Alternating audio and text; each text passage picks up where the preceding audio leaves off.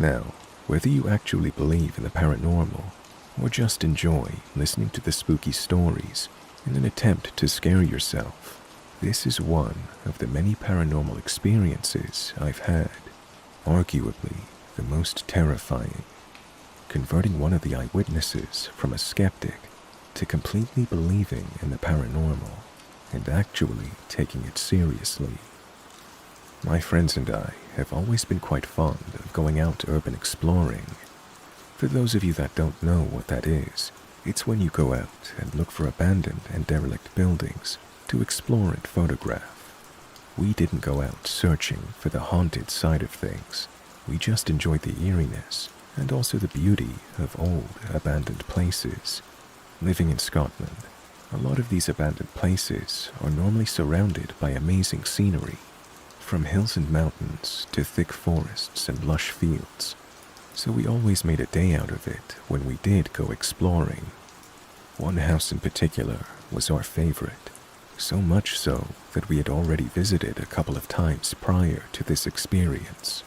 Myself and two of my best friends, C and B, decided to go back, but the condition of the place had declined quite rapidly since the last time we had been, and everything seemed very unstable.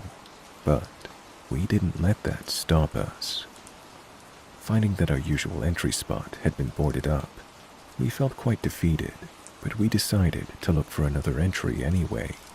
After searching around for a while, we noticed that the roof of one of the lower parts of the house had been damaged by fire and was practically all gone. It wasn't the easiest to get up to, using a tree and each other to do so, but we finally got in. It was going relatively normal.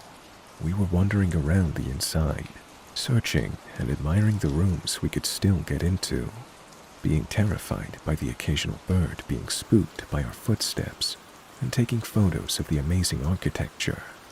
However, something was different this time. The whole place felt off and a little more eerie than it normally did.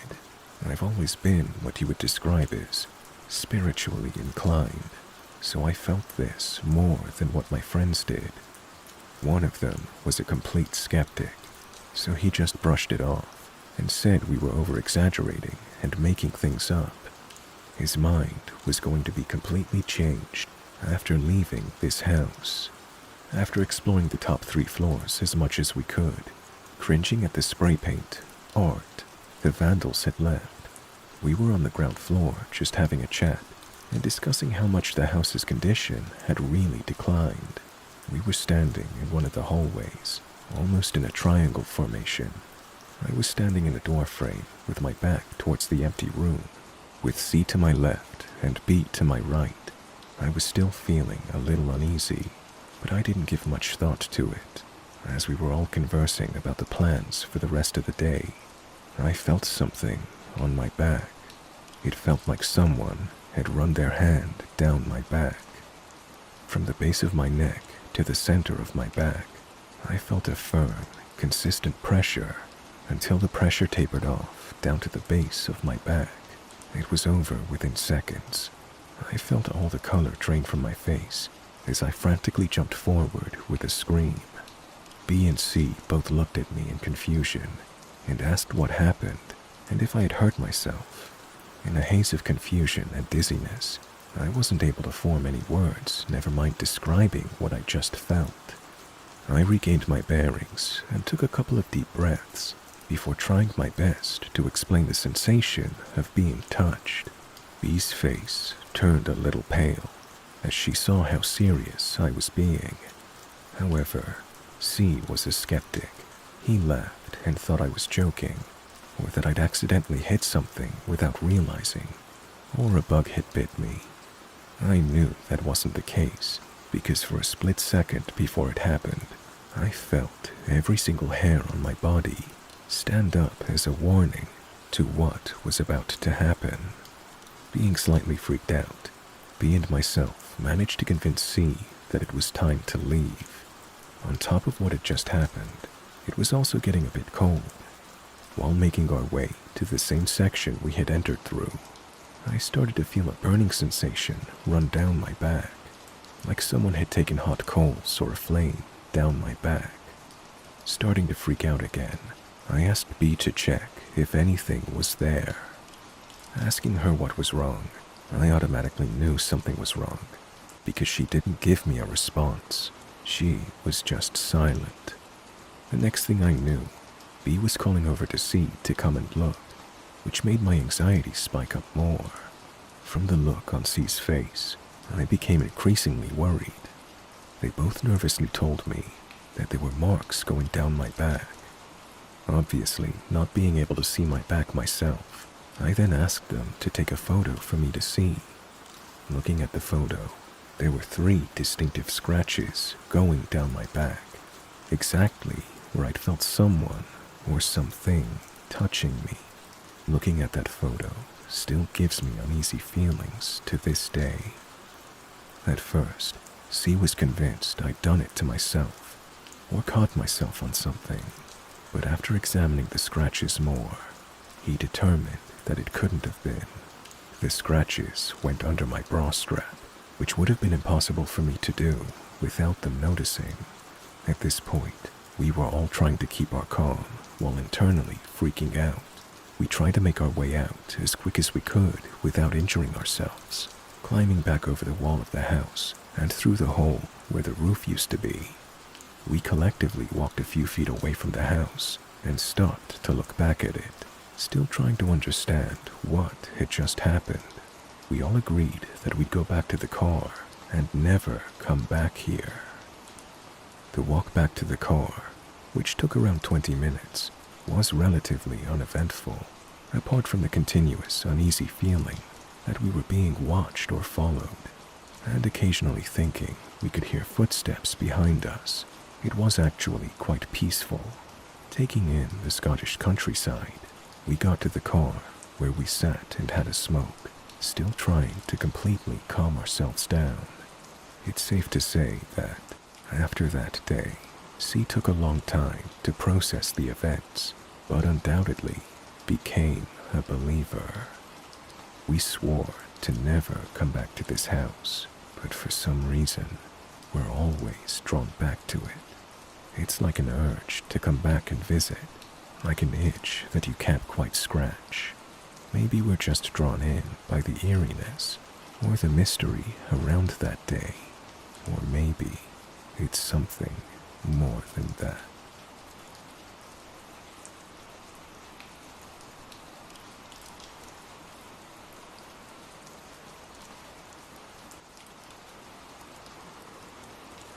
Hi everyone.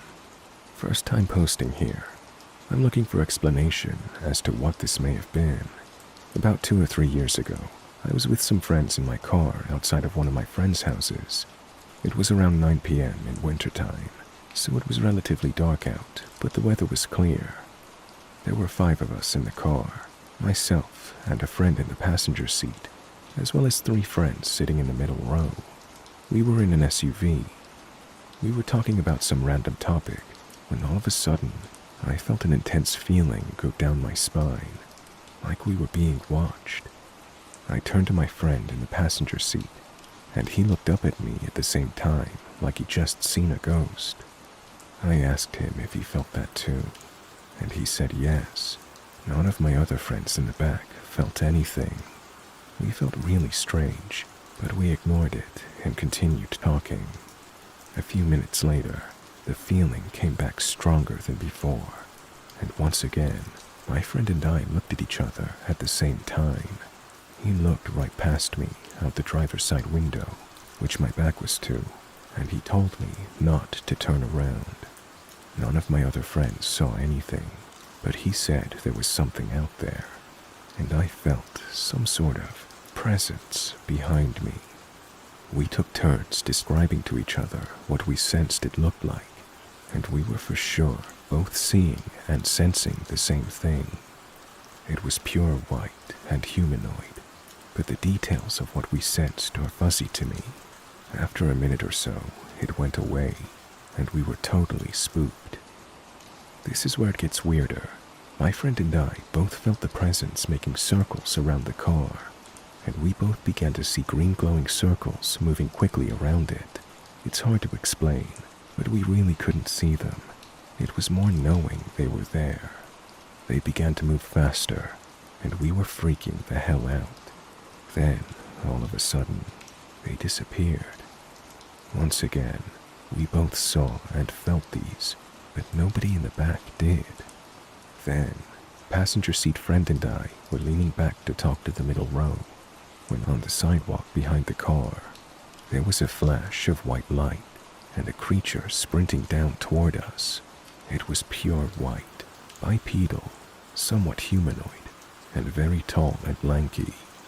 I'm going to guess it was probably 7 feet tall. It had a horse-shaped head, long, thin black hair, black eyes, and claws. My friend and I in the front screamed simultaneously, started the car, and we got the hell out of there. Once we were far, far away, we once again took turns describing to each other what we saw, and we were both on point with each other's descriptions. I took everyone home. Then, as I was driving home, I still felt the presence behind me. I couldn't tell if it was in the car or not, but whenever I got to a stop sign or light, I felt it catching up. So I sped the rest of the way back. Once I got home, it was gone. Both my friend and I could sense that whatever it was wasn't there to kill us or anything. It just wanted to make its presence known. Nothing like it has happened before or since. The only relevant connecting factor between the passenger seat friend and I is that we were both Christian. Well, at the time. Does anyone have any ideas as to what we could have experienced? Thanks for listening, everyone.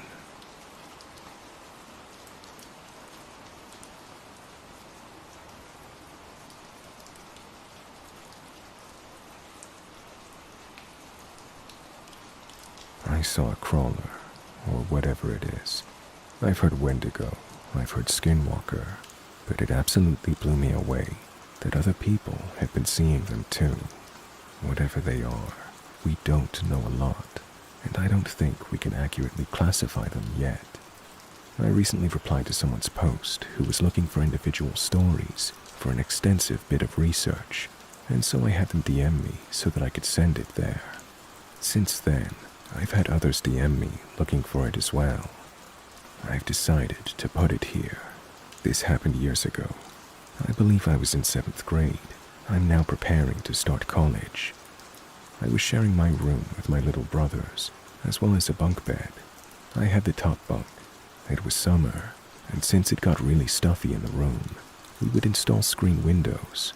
I, being the light sleeper, woke up in the middle of the night to hear light rhythmic scratching on the screen and a raspy breathing. I rolled onto my stomach and peered over the side of my bed, and I saw exactly what you described. It was extremely pale and had long, thin limbs. No clothing or hair. The face was flat and round, and I couldn't really make out a nose or visible ears. Very thin lips. The eyes were sunken. At the time, I thought they were glowing, but now I believe it was just eye shine. It was lightly scratching on the screen and looking around the room. I never got the feeling that it noticed me as I watched it, though. It wasn't trying to get in either. It wasn't feverish. It was just making noise. I watched it in silent fear, for I would guess a minute, but it probably wasn't even that long. Eventually, I crawled backwards down the ladder and into the living room, where I spent the rest of the night curled up on the couch. As for the height, it had to have been at least 7 feet tall, because it was hunched over at the window, and the window itself is about 5 feet off of the ground. There was also another incident a couple of months later, where my family and I went on a camping trip with my Boy Scouts troop. One of the kids owned property out in the middle of nowhere. I live in central Illinois, and we set up camp deep into their forest. I woke up in our big family tent and heard the light scratching again, long and rhythmic on the nylon. I could see impressions of long fingers being made on the wall. I just lay there quietly until it moved away, and I even heard it repeating its process on other tents in the campsite before it wandered off. I didn't say anything until my dad pulled me aside the next morning and said he heard the same thing, which woke him up. One last detail. Before we went to sleep in our tents, there was a long, haunting scream from the woods. It sounded like a hybrid of a person and some animal being killed, and howling one last sound of pain. Everything fell silent. Everyone just stood there. Keep in mind that these were experienced woodsmen, and they hadn't heard anything like that before in their lives. Fox vocalization is noticeably canid.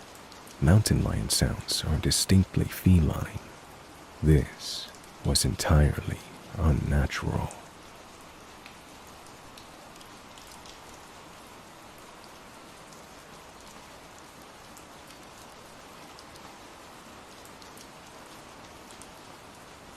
I was just driving home from a morning shift, and it was about 1 kilometer from home when this guy stepped onto the road in front of me, waving his arms and shouting, "Stop, stop, please stop." I slammed on the brakes to avoid hitting him, and he ran to my window. I've had similar things happen before when people need help after an accident, and I assumed that's what this was. I wound down the window, and this guy said, "Please, please help me. I'm being attacked. Please get me out of here." And I, being the credulous, soft touch that I am, said, "Sure, mate, get in." Now, I spend a lot of time in my car, and my front passenger seat is basically my office and covered in all sorts of shit. So, not thinking, I told him to get in the back. This was lucky. So this stranger is now in my back seat, and I said, "Can I take you to a police station? What can I do?" And he said, "Yes, a police station, please." So I pull a U-turn and head to our nearest cop shop. Luckily, it's only about 6 kilometers away. At this point, I still think the guy has been legitimately mugged or something, and I ask, "What's going on?" "There's people after me. There's one there, hiding in the bushes, and another one there on that side of the road, up in the tree." There's obviously no one in either the bushes or the tree. Oh shit, I think to myself. I've picked up a person in the middle of a psychotic break with gang-stalking delusions. Okay, mate. Well, let's get you to the police station and get you sorted, I say, trying to sound reassuring and calming, and he seems responsive and says, "Thank you so much. Police station's just out on the main road. Only take us a minute to get there," I told him. I have never wanted a cop car to appear in my rearview mirror so much in all my life. Only 2 kilometers to go. We drive in silence for a minute, when he suddenly turns his head on the side, looks at me, and says in this really deep growl, "You're not taking me to a police station, are you?" "Yeah, mate," I say. "Sure I am. We're almost there. Just hang on." "You're one of them." This was the fucking plan, wasn't it? I'm getting chased, and you just happened to show up just that second. Where are you taking me? Let me out. Let me out. And he starts thrashing around in my back seat, pounding the cushions with his fists and flailing wildly. Just then, we come around a curve, and there's the police station. "No, mate, look, there's the police station. We're turning in right now." And we did. He calmed down and said, "Thank you," and ran inside as soon as I parked. I gave him a few minutes to tell his story to the cops, then went inside and told the desk sergeant what happened, just for context. It literally happened 10 minutes ago.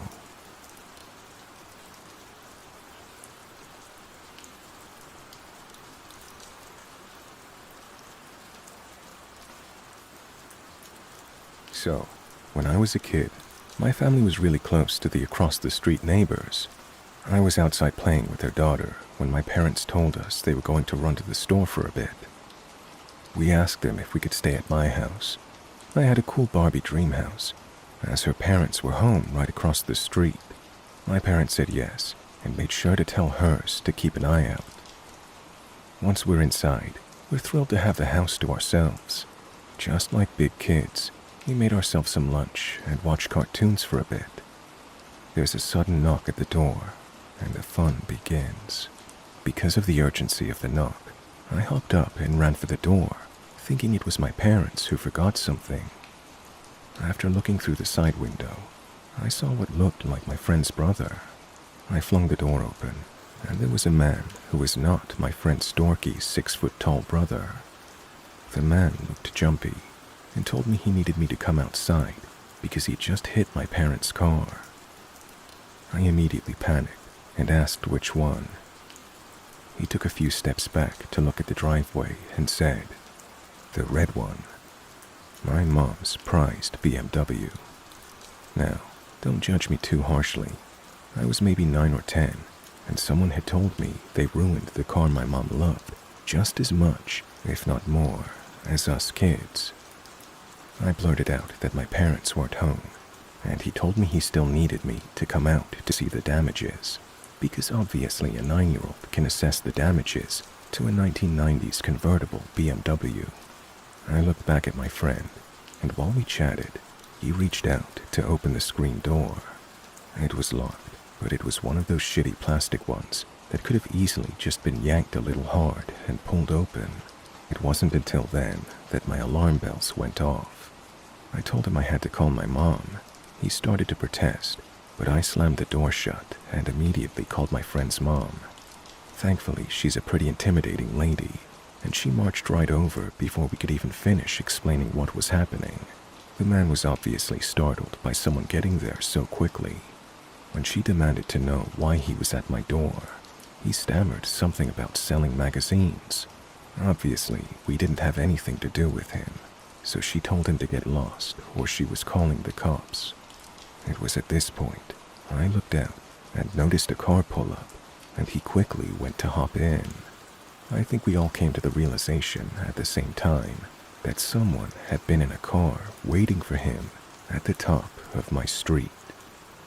My friend's mom turned ghost white with recognition, then immediately red with anger.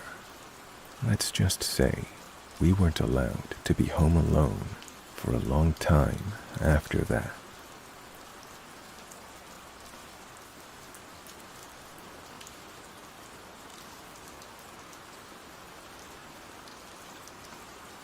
My friend and I were rescued from the ditch during a snowstorm by little phantom people. While returning to New Mexico from a visit to my friend's family in Iowa, we were caught in a snowstorm on the Texas Panhandle. We were on Highway 60 right outside of a town called Canadian when we went off the road in his little Honda car. We tried digging it out and using the floor mats for traction, but to no avail. We could see what appeared to be the lights of a farmhouse nearby, and although it was 2 a.m., we elected to knock on the door and see if we could get help instead of freezing to death in a rare Texas blizzard out in the middle of nowhere. A tiny old woman answered the door, and I mean tiny, 4 foot something and ancient to boot. We explained that we were stuck and needed a pull out of the ditch and how far to the next town, that kind of thing. Her tiny, maybe 5 foot something, ancient husband came out and said he'd pull us out with Zuzu and to follow him to the barn. Out in the barn was an old Ford Highboy with a CB radio and a .357 revolver in the front seat pocket. We all climbed in the cab. He rubbed the dash and said, "Come on, Zuzu," and proceeded to take us to where we had gone off the road and yanked the little car out with no problem. We made it to Canadian and stayed in the nastiest roach motel I had ever been in, and slept on top of the covers with all my clothes on. The next day, we drove back to New Mexico with no other incidents. Since I was on Highway 60 pretty regularly, I figured I'd stop in during the day and drop off a gift and say thanks next time I was in the area. The problem is that right outside of Canadian Texas on Highway 60, near that curve, there is no house, no little old people, no barn, no Zuzu either. I've driven by there a dozen times since we went off the road that night in December, and I've pulled up the area on Google Maps, and there is just no trace of them. My buddy and I just concluded that guardian angels got us unstuck from the snow and vanished.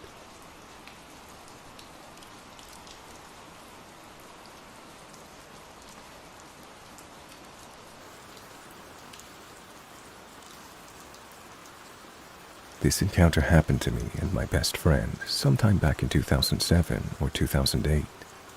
We're both women in our early 20s and sharing an apartment in a major metro area. Not a small town, but not a big city either. Through the short stretch of woods behind our apartment complex, there was a neighborhood of single-family homes. Typical suburban cul-de-sac American middle-class neighborhood, except that this neighborhood was completely unoccupied. Like I said, it was right around 07 to 08, so the effects of the American recession were still in full swing. A developer had bought the neighborhood and all the houses to tear down. They had built a nice shiny new street from the main road to the neighborhood, but money probably ran out before the homes could be bulldozed. At least that's my best guess, as there were several stalled construction projects in the area that had met the same fate. There was nothing in the immediate area in the way of shops, stores, or gas stations, just empty residential homes. A bit eerie, but nothing overtly creepy. Being young, adventurous, and having some daytime hours free due to our retail jobs, my bestie and I liked to go on walks in this abandoned neighborhood. There was a short path through some woods, and then you came out onto the main neighborhood street, which started out as gravel and turned into asphalt toward the nicer end of the neighborhood, with the bigger, newer houses. We'd walk up and down, shooting the shit, maybe surreptitiously hitting a joint, just being young and carefree. One of the homes looked to have a few acres of land, and there was a big field where we'd take blankets and go lay in sometimes. So, on the day this encounter takes place, the sun was shining and there was a brilliant blue sky, probably late summer or early fall. I can't remember exactly, aka broad daylight. Like I said earlier, the neighborhood was a bit eerie, but on that day, we felt pretty safe. We were on one of our midday abandoned neighborhood strolls when we see a car on the street, headed in our direction. This was the first time we'd ever seen a vehicle there. It was a small blue hatchback. I don't know cars very well, so that's the most specific description I can come up with. Neither one of us get a good look at the driver's face, but we see there are two people in the car. All I can make out is that the driver is male, white, and has brown hair, wearing a blue and white raglan t-shirt. The car rumbles past us on the gravel road and out of sight. We continue on, thinking it was odd, but not that odd. A few minutes later, the car comes back from the direction it came, passing us from behind. It drives out of sight over this little hill, and we figure maybe they got turned around, since there's obviously nothing of interest on this road, except this abandoned subdivision. We continue walking for another couple of minutes. We reach the little hill, and as we get to the top, we see the car that just drove past us. The car was stopped on the road a little ways ahead of us, just sitting there with its brake lights on. That's when I notice the person in the passenger seat is gone. I find this odd and start internally questioning whether I even saw the passenger at all, until my friend says, "Wasn't there another person?" My hackles start to go up, and I'm creeped out at this point. Something about the way that car is just sitting there, idling, like they're waiting for us. There is nothing of interest behind us where he could have dropped his passenger off, which makes their absence very unsettling. I don't know how long we were standing there, staring at this car, possibly with the driver's accomplice having been dropped off behind us and the car in front of us lying in wait. But it felt like forever. I had a cold, heavy feeling in my stomach. My friend and I are both frozen to the spot, hair on the back of our necks standing up, mental alarm bells ringing. It's dawning on me that no one knows where we are.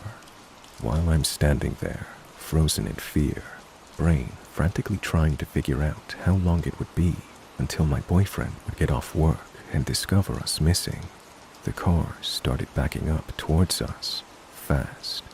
As the car accelerates backward towards us, my friend and I come to our senses and tear off towards the woods, cutting through the backyard of one of the abandoned houses.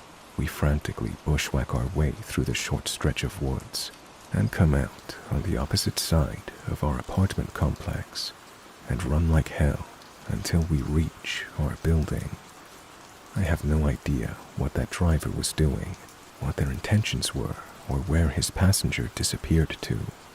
But, creepy driver, let's not meet.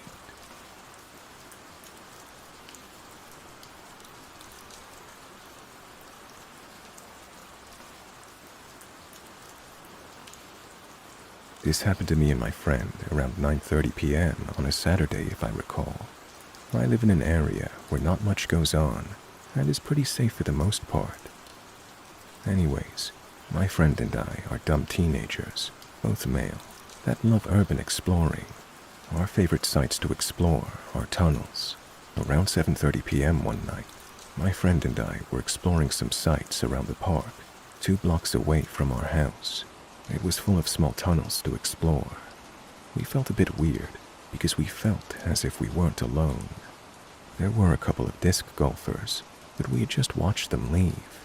So at this point, the park was completely empty. My friend and I were just exiting a small tunnel to get back to the park as we were waiting for the disc golfers to leave so we could go to the next secret spot, which were train tracks that are sometimes in use. To get into the train tracks, you have to go through an off-path in the woods that has a few curves, so it was hard to see. My friend led the way. A few seconds later, though, I'd lost him, so I yelled his name. Here's where things got weird.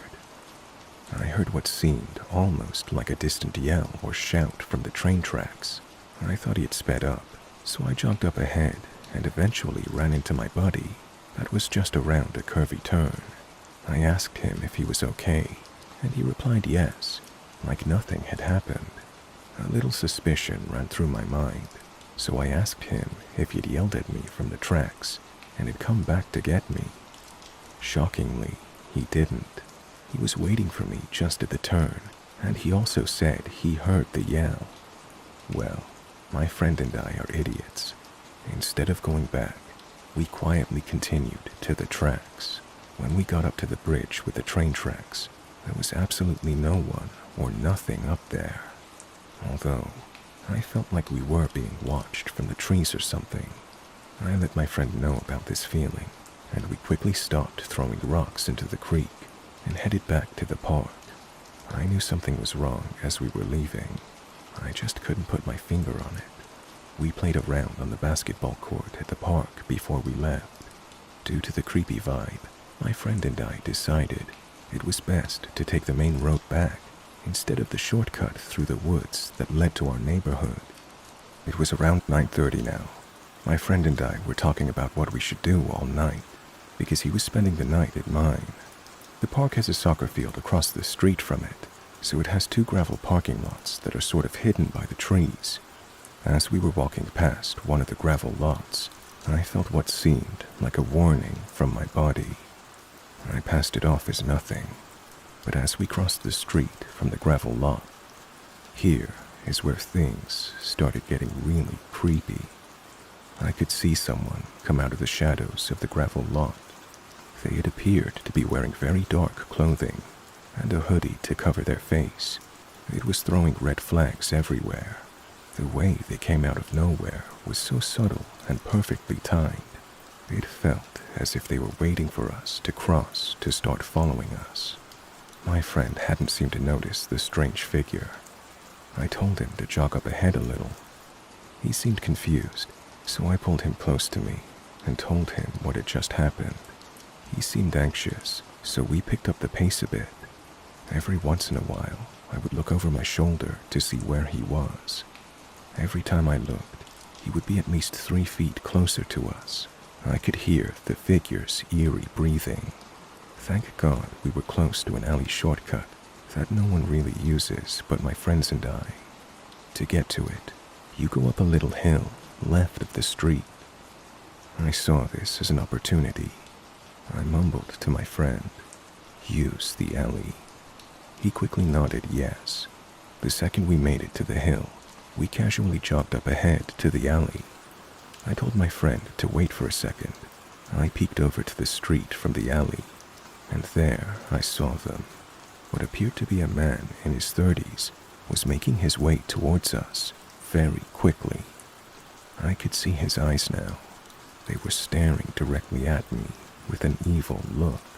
I told my friend to bolt down the damn alley to his house, which was connected to the alley, by the way. We had never run so damn fast. We made it up to the street and took a sharp turn to the left. We had lost him at this point. We sprinted through his front door and locked every single entrance. We turned off all the lights and hid for what felt like an hour. Thank God, he was nowhere to be seen. I have not seen this person since, and I hope to never see him again.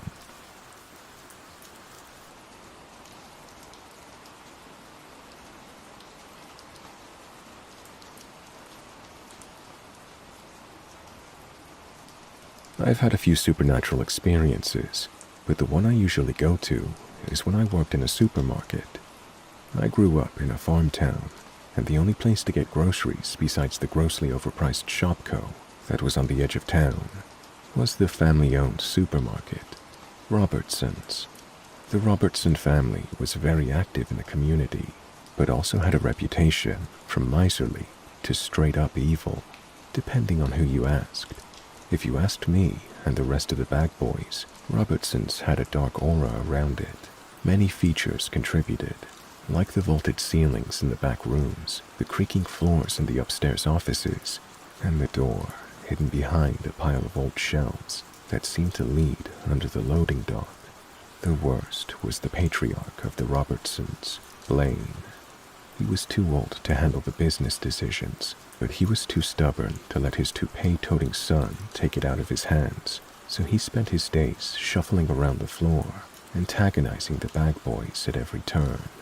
He chastised us for clocking in more than 1 minute early. He chastised us for standing at the clock with a minute left in our shift. He chastised us for our laziness the second we weren't actively moving items. I always joked that Blaine was a vampire. He just refuses to die. Why else is there never a call over the intercom for kids who lost their parents? One night, my suspicions were reinforced. Blaine had showed up about 9 to take care of some office work upstairs. With all of our closing duties done, my partner for the night and I lollygagged in the stockroom right at the foot of the office stairs. When 10 rolled around and it was time to close, I figured I'd let Blaine know we were locking up. I started up the stairs and suddenly noticed it was dark. I got to the top and looked around. Not a single light in the office was on. We had stood at the bottom of the stairs the whole time, and Blaine hadn't passed us. Even when Blaine isn't looking like Nosferatu, strange things happened upstairs. The exposed water pipes leading upstairs twang like someone hit them with a hammer. Footsteps on the creaky floor echo through the whole back room. All of this happens when the offices are pitch black, as we stand next to the stairs. One night, my partner and I got freaked out by the noises from the offices and decided to spend the remainder of the shift lapping the store. But as we walked perpendicular to the aisles, a can of green beans halfway down the vegetable aisle suddenly fell off the shelf. We put it back in place and started walking again. 2 aisles down, another can fell off. This time, as I put it back in place, a can 15 feet down the aisle flew off the shelf. We left that one sitting and huddled around the cash registers for the rest of the shift. To top it off, though, the bag boy requested to be taken off night shift after an experience he had in the break room. The break room has 2 small bathrooms, male and female. He was taking his dinner break when he heard a baby crying from the women's bathroom. He'd been in there 5 minutes already, and he hadn't seen anyone come in, much less with a baby. He endured the crying for 5 more minutes before he got concerned and knocked on the door. Repeated knocks and questions got nothing back except for the non-stop bawling. He was finally convinced that something had happened to the mother. He cracked the door open, but the room was dark and empty.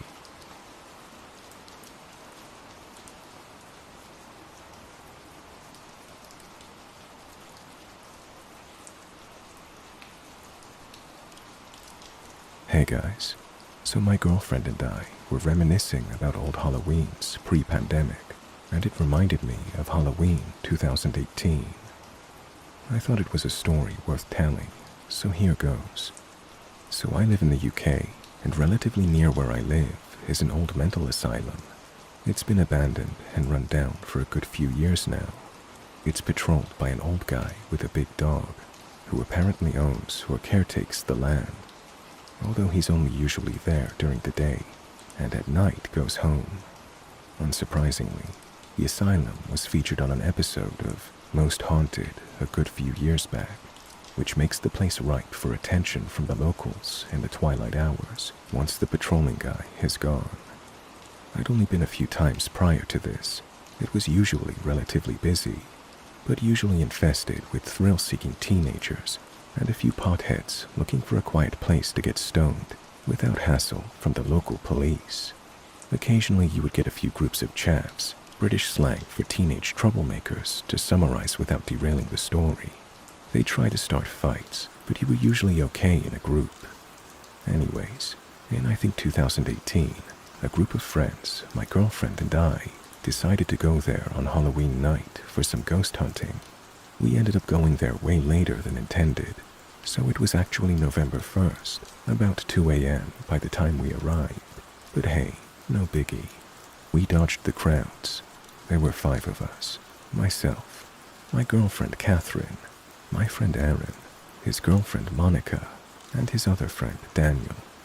There's a small section of tree line you need to follow to get to the entrance, so we started heading through that when we see a bunch of guys walking over.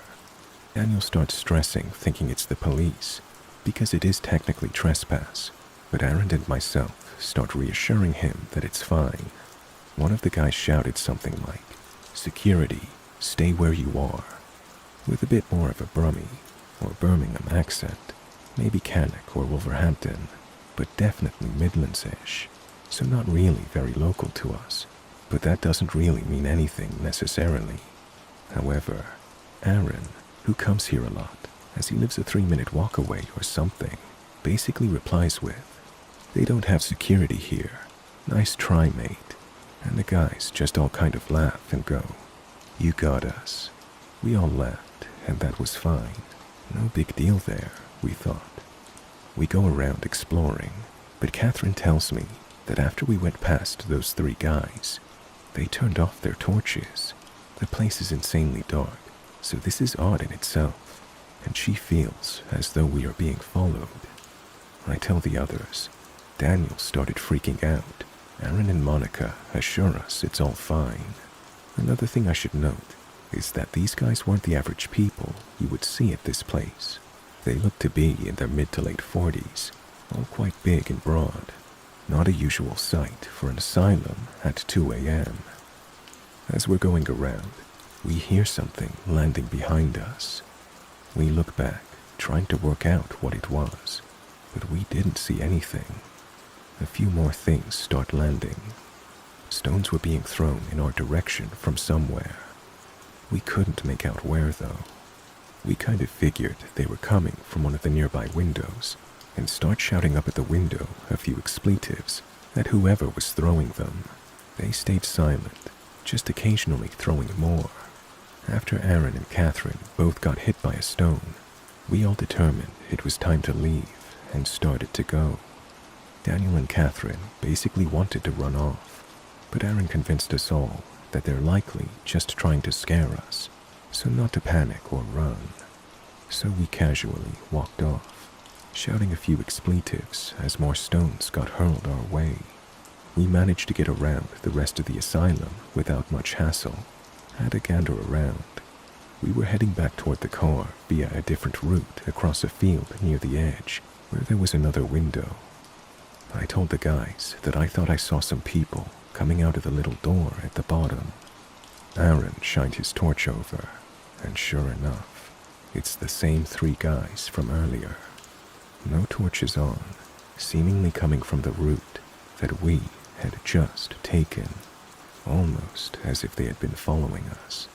Just to elaborate, as we were entering initially, they were headed toward one of the exits, so it seemed as though they were leaving when we arrived. And then we put 2 and 2 together and concluded that they were likely the ones throwing stones at us, as the projectiles came from a window to a building that we'd just been in. We walked back along the field. The guys followed, but slowly, not as if they were trying to catch us. It was no biggie. By the time we got to our car, they were out of sight. I don't think these guys intended any harm for us, other than the occasional dunk by a stone. They were likely just trying to scare us. Either way, Monica and I both felt very on edge. Catherine and Daniel were panicking and stressing the whole way around. Those 2 were terrified. Aaron seemed quite calm about the whole thing, if not a bit annoyed, but it was definitely something that creeped me out, and something that kept us talking for the whole night.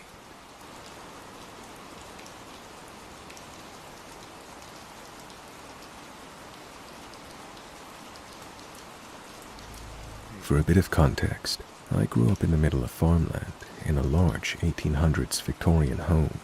Given its history, there have always been several shacks and barns that once belonged to the builder of this house. There is a highway that sees maybe 3 cars on it during the night, and directly across from said highway, about 200 feet inward of a cornfield, is a shack that I've always felt creepy. As a kid, myself and friends would dare each other to go inside and look, which always ended up with us going as a team. Nothing scary was ever found, maybe a few broken glasses, metal piles, and miscellaneous items. There was no electricity or any sort of utility that made it homely. Years go by, and the existence of the shack becomes a part of my daily life. However, one particular night, as I was watching TV, I noticed a light going off and on outside of my window. After getting startled, I dismissed it as passing cars, simply more frequent than they typically are.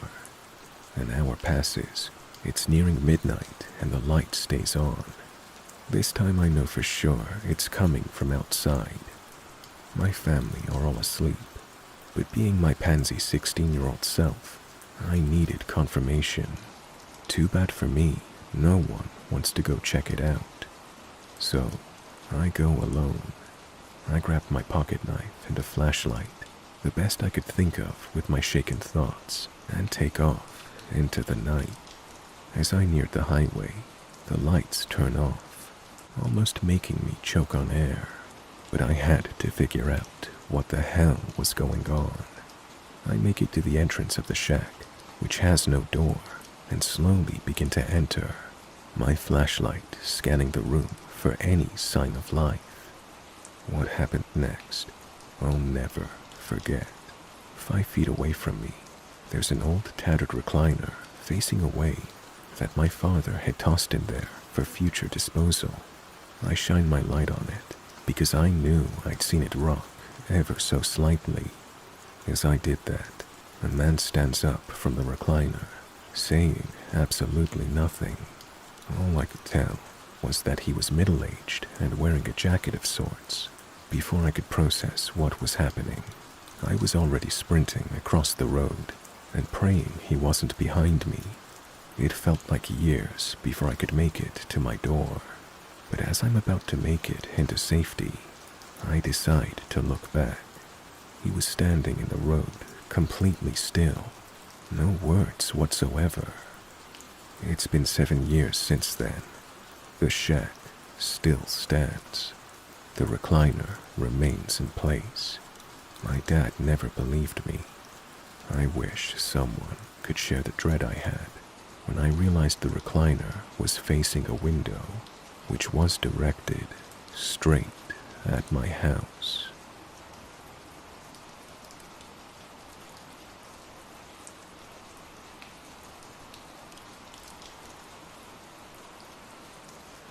I have a whole bunch of ghost stories I tell people when they come up, in roughly chronological order. When I was about 4, I was really sick and basically bedridden for a while. My parents came into my room to check on me and found me talking to the corner of the room. When questioned who I was talking to, I answered, "The little yellow-haired girl in the corner. She wants me to come play with her." My parents noped out of that real quick. Fast forward to college, I was living alone off campus in a townhouse and had just gone to use the restroom. As I was finishing up, I heard something scrape against the outside of the bathroom door. Thinking my jacket on the coat hanger on the other side of the door must have fallen off and made the noise, I thought nothing of it and washed my hands before checking out what had happened. When I got out of the restroom, I realized that I'd left my jacket in the car. There was nothing on the floor. I didn't have any pets. There were no insects big enough in that area to make that much noise, and I was 100% alone in that house. Another time in that same house, I was lying in bed late one night and woke up to what I can only describe as a cold hand on my chest. Thinking it was just a cool breeze, I rolled over to the open window to see if the air had turned chilly in the night. It had not. It was a balmy 70 degrees Fahrenheit at minimum, and this felt like an ice cube on my chest. Same rules apply as before. I lived alone and had no pets. The house was empty. I moved into my parents' house after college while I got my feet on the ground. It was a 2-story house with a staircase leading up from a foyer by the front door, and my room was about 10 feet down the hallway from the top of the stairs. I was talking to my mom from the top of the stairs. She was by the front door. I was at the railing of the stairs, and we both clearly heard a female voice say, "Hello?" from my room.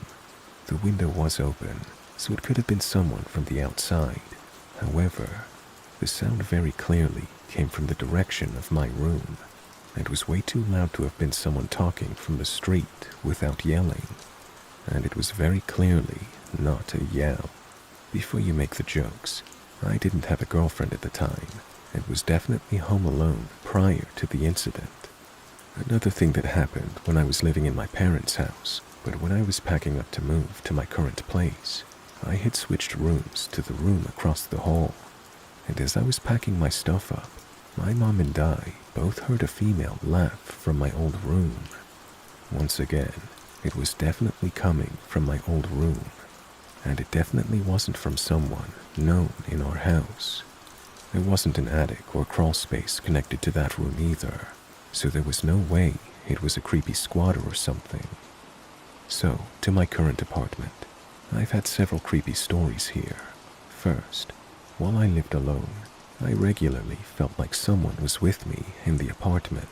Creepy, unexplained feelings aren't the most convincing, but there were several times that I just felt uncomfortable, like someone else was there. So in my apartment, I was sleeping in my bed when I felt someone shake me. I mean physically moved me on the bed by pushing my arm.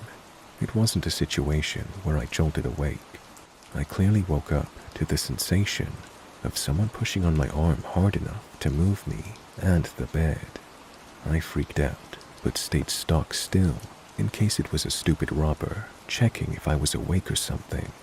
In either case, I stayed very still and quiet for a few minutes, but nothing happened, and I heard nothing else. I checked the doors a little while later, and they were all still locked. I live on the 3rd floor, so I'm 100% sure nobody came in through a window. I also vaguely remember a female saying my name in my sleep, but I can't remember if this was the same incident, and I'm not willing to say with certainty when and how it happened. Also, again, no girlfriend and no house guests. The creepiest part is that when I looked the next day, there were 2 light-colored spots on the carpet where it had been depressed in the shape of footprints, right where someone would have stood to push me awake. There were no other marks on the carpet showing someone walking toward the bed. Most recently, after I got married, I was asleep and woke up randomly in the middle of the night. I had a very strong sensation of someone walking down the hallway from our bathroom. It's connected to our room by a short hallway within the room itself, and whatever or whoever it was standing over me. The sensation was strong enough that I just assumed it was my wife coming back from the restroom until I felt her move behind me. I opened my eyes and saw nothing but an empty hallway, and I promptly freaked out a bit before going back to bed. As you can see, this is stuff I've dealt with for my whole life. Are they all logically explainable? Maybe so, but we've taken to joking that I'm haunted and that this girl ghost has just been following me around my whole life.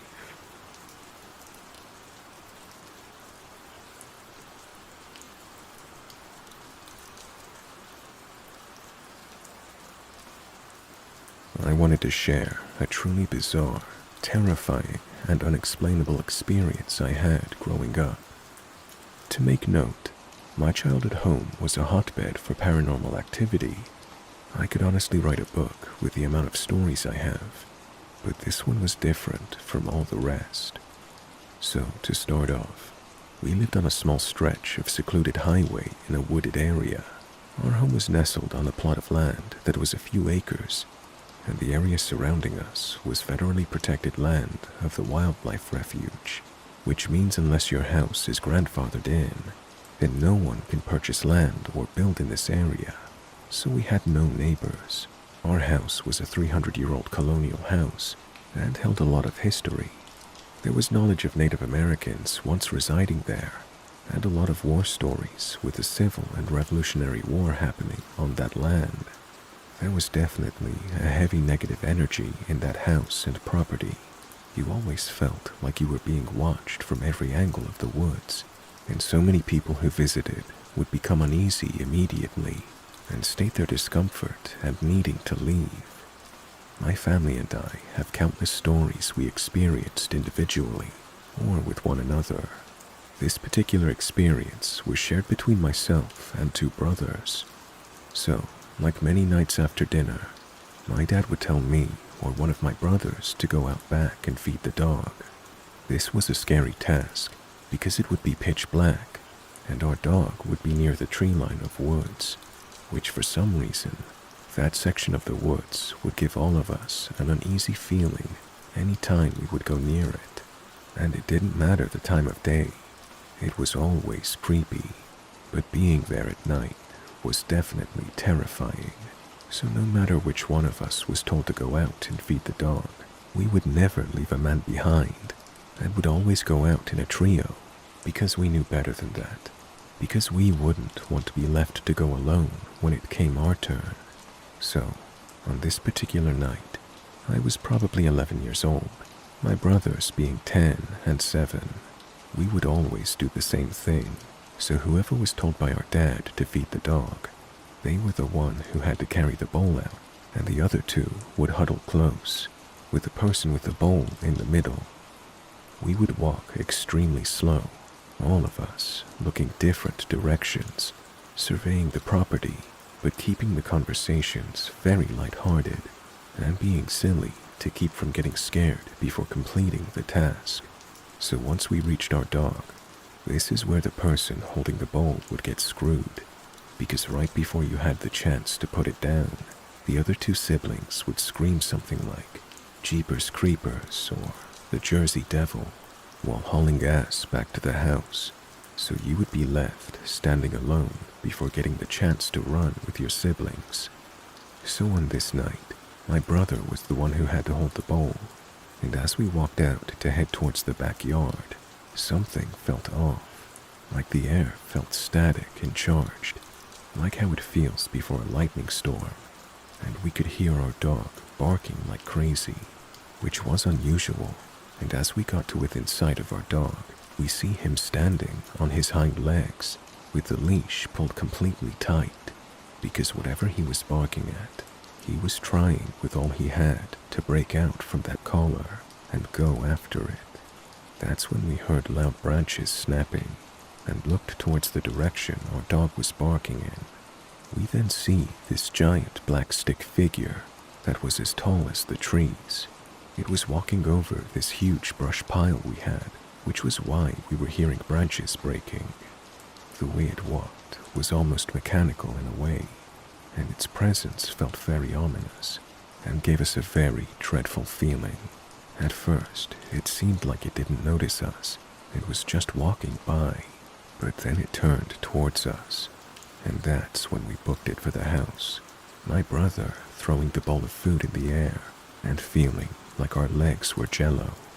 We all saw the same thing, and it scared us so badly, and unlike many stories you hear, my parents actually believed us. Anyway, fast forward years and years later, I was having a conversation with my coworker, and we would talk about paranormal topics quite a bit. So during this conversation, she asked me if I've ever heard of Native American stick people, and as soon as she said it, I knew what she was referring to. She then tells me about these giant stick figures out in the woods that Native Americans have seen and are supposedly a totem of evil spirits, and if you encounter one and it goes after you, then it can possess you and cause you to do harm.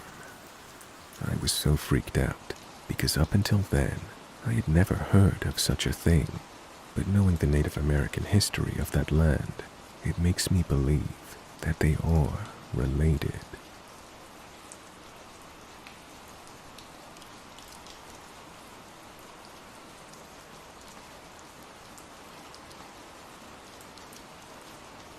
One night, the door to my room started creaking open, like a half inch at a time. If I would look right at the door, it would stop, but when I would look at the book I was reading and back up, it would just be a bit more open.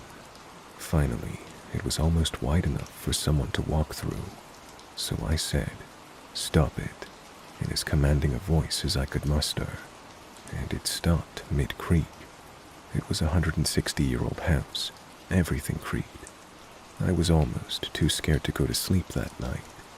I know for a fact that no one in my family was home that night. Another thing that was a constant occurrence of my childhood, I grew up on a fairly isolated farm, with a wood that came up to the barn on one side, and acres of fields between us and any neighbor.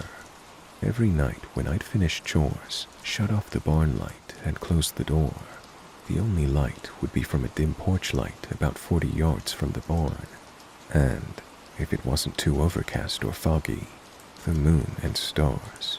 Anyway, every night I'd feel something staring at me from around the corner of the barn. I somehow knew it had red eyes and was about 10 foot off the ground. I could feel evil coming from it, and I'd always run to the house as fast as I could, certain it was right behind me. I didn't know what it was, and as terrified as I was, I never told anyone about it. And that's because my parents had a habit of dismissing stuff like that.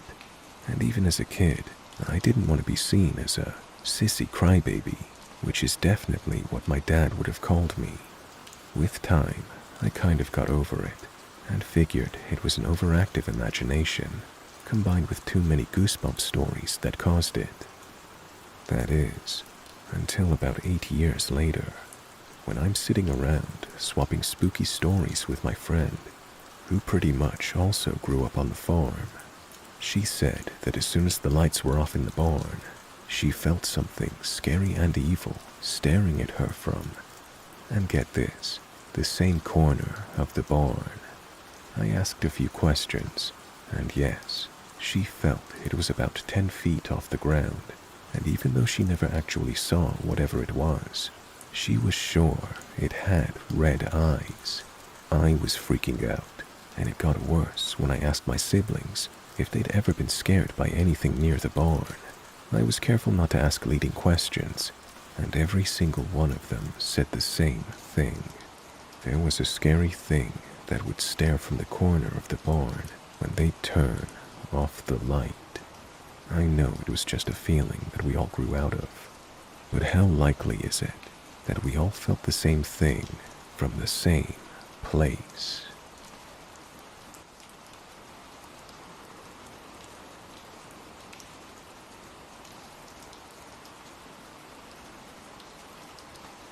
This all started around December. I'm not sure if I should be contacting the police or anything, but it's quite unnerving. So I stay at my girlfriend's house on the weekends, and she lives on campus at university. She lives with 2 of her roommates and lives next door to her friends. This one night, I woke up to a screaming at 2 a.m.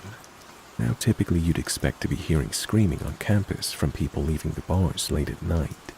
However, this was very different. There was a blood-curdling scream from a girl yelling for her dad. She screamed "Dad" at least 4 times. I don't even know how my girlfriend didn't wake up from this. The last scream for her dad was more elongated and distraught. It then became quiet, and my heart was pounding. At first, my girlfriend thought I was just having a bad dream or something like that, but that scream was all too real. This experience was terrifying, but this wasn't the only time someone heard the screaming.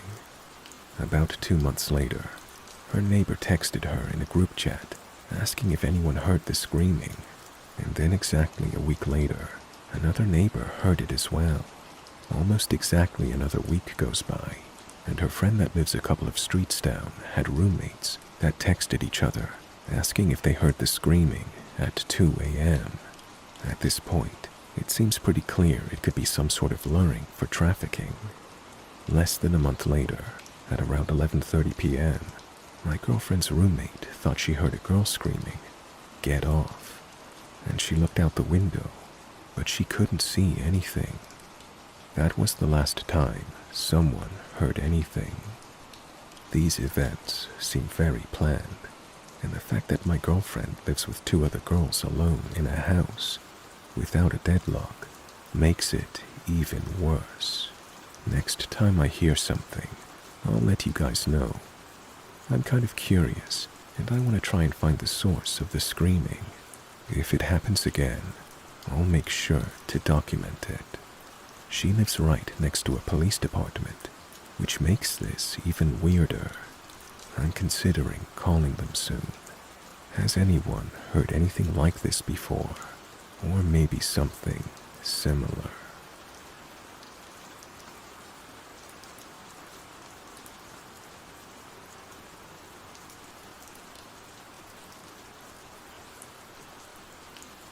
I guess I'll start by saying that I do believe in the paranormal, and pretty much always have. I've seen a lot of apparitions throughout my short life, and my family also has a lot of stories dealing with various spirits and whatnot. Anyhow, Thanksgiving night we got back home from spending the day at my brother's fiance's home. I wanted to take a shower because it was a long night, and I'd been sitting by the fire for so long. I smelled a bit like smoke, obviously. About 5 minutes into showering, I was lathering up some shampoo when I noticed a shadowy figure standing right outside the shower curtain. It was about 5'9" to 5'10" in stance, and was just there. It didn't really move or anything. I chalked it up to my brother needing to step in to grab some toilet paper or whatever, so I didn't think too much of it. I continued to shampoo my hair, and then began to rinse off when I noticed the shadow began to move its way into the shower right across from me. This time, there wasn't really much of a figure, just a blob of a shadow. I sort of froze at first, but didn't necessarily feel scared or threatened. For some reason, my instincts forced me to reach my hand out and touch it. Obviously, it had no form, so there was no resistance. It was ice cold though, and not long after, vanished. Does anyone have any idea as to what exactly this thing was?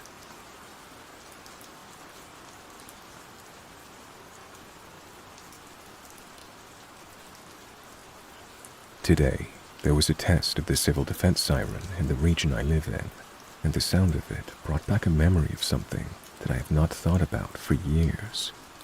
In my country, it's common for these sirens to be placed on school buildings, and so it is memorable the few times a year those would be tested. Back when I was in middle school, at the age of 14, I was like most of the kids my age, just trying to fit in. In my case, that meant I was trying to blend in to the crowd of the school's older emo kids. I was attending a creative course, and because the entire school ground was getting renovated, there were multiple old buildings that were going to be demolished. Because of this, myself and some other emo kids were pretty much allowed to do whatever we wanted with those buildings for an art project and for the upcoming school fair. So we were painting random stuff on the walls and painting the stairs into waterfalls and such. On this day, we were getting close to the end of our project. It was the end of the day, so school was pretty much empty, and the sirens were going to be tested. Funnily enough, those sirens that probably originated way back from World War II were placed on top of the abandoned school building where said event was going to happen. Among the emo kids, there was this guy who was a few years older than me that I always found very weird, called Paul. The only way to describe him is that it was like he was constantly pretending to be unpredictable and batshit crazy for laughs. Most of the time, this just meant he was clowning around. He was friends with another emo guy my age, Andrew, who was openly obsessed with me. He was a very annoying daily thing I had to deal with, who constantly followed me around school, saying weird sexual stuff and sniffing my hair.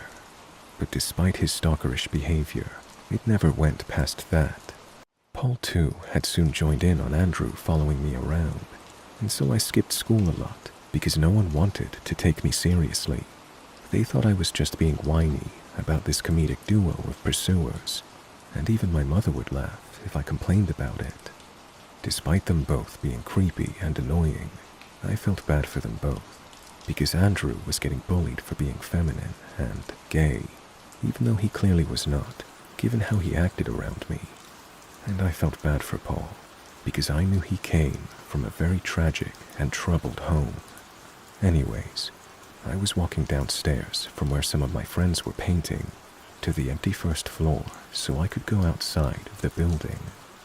The sirens had started, and it was so loud it was impossible to hear anything, except during the small breaks.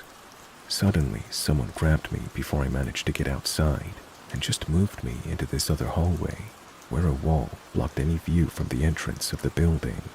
He literally held his hands in front of my mouth as he suddenly pushed me and lifted me up against the brick wall there. I was so shocked and kind of out of breath.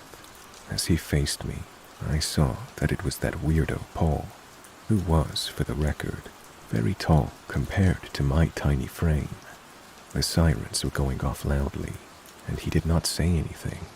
He just stared at me with completely crazed eyes. Back then, I was so completely innocent, and the fact that he could do anything bad did not cross my mind right away. I just nervously laughed while I said that he scared me and asked him to please put me down. But he did not, and I was starting to freak out because no one could hear me or knew where I was.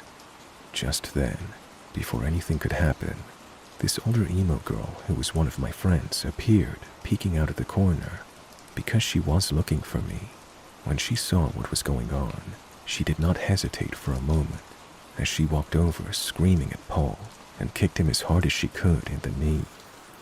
He dropped me as he crouched down in pain, and my friend just grabbed my shoulder and brought me outside to the schoolyard.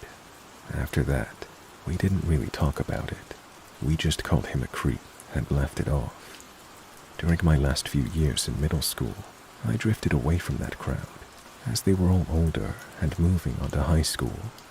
As I've grown older and wiser, I've come to realize just how close I'd come to something really bad happening back then. Because of the sirens, no one would have been able to hear me scream. And because we were in that abandoned building, there was a lot of secluded rooms he could have dragged me into. So, I'm still so thankful that my old friend walked in before he could have done anything. Without her, this story might have been very different. Lastly, I'd like to add that I saw this guy again in high school because he was dating a friend of a friend who was a year younger than me, meaning she was about 16 and him 19. He was often waiting around school grounds for her to finish classes, and even though I tried avoiding him, he ran up and hugged me once. I felt very uncomfortable and just sort of froze. After that, I told my friend that he was not a right person. She said she knew he was abusive to her friend.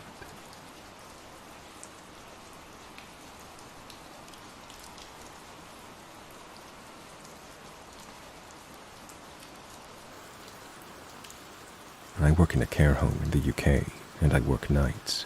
I thought I'd share a few of the ghostly stuff I've seen and heard, because the spirits at work seem to love to scare me senseless.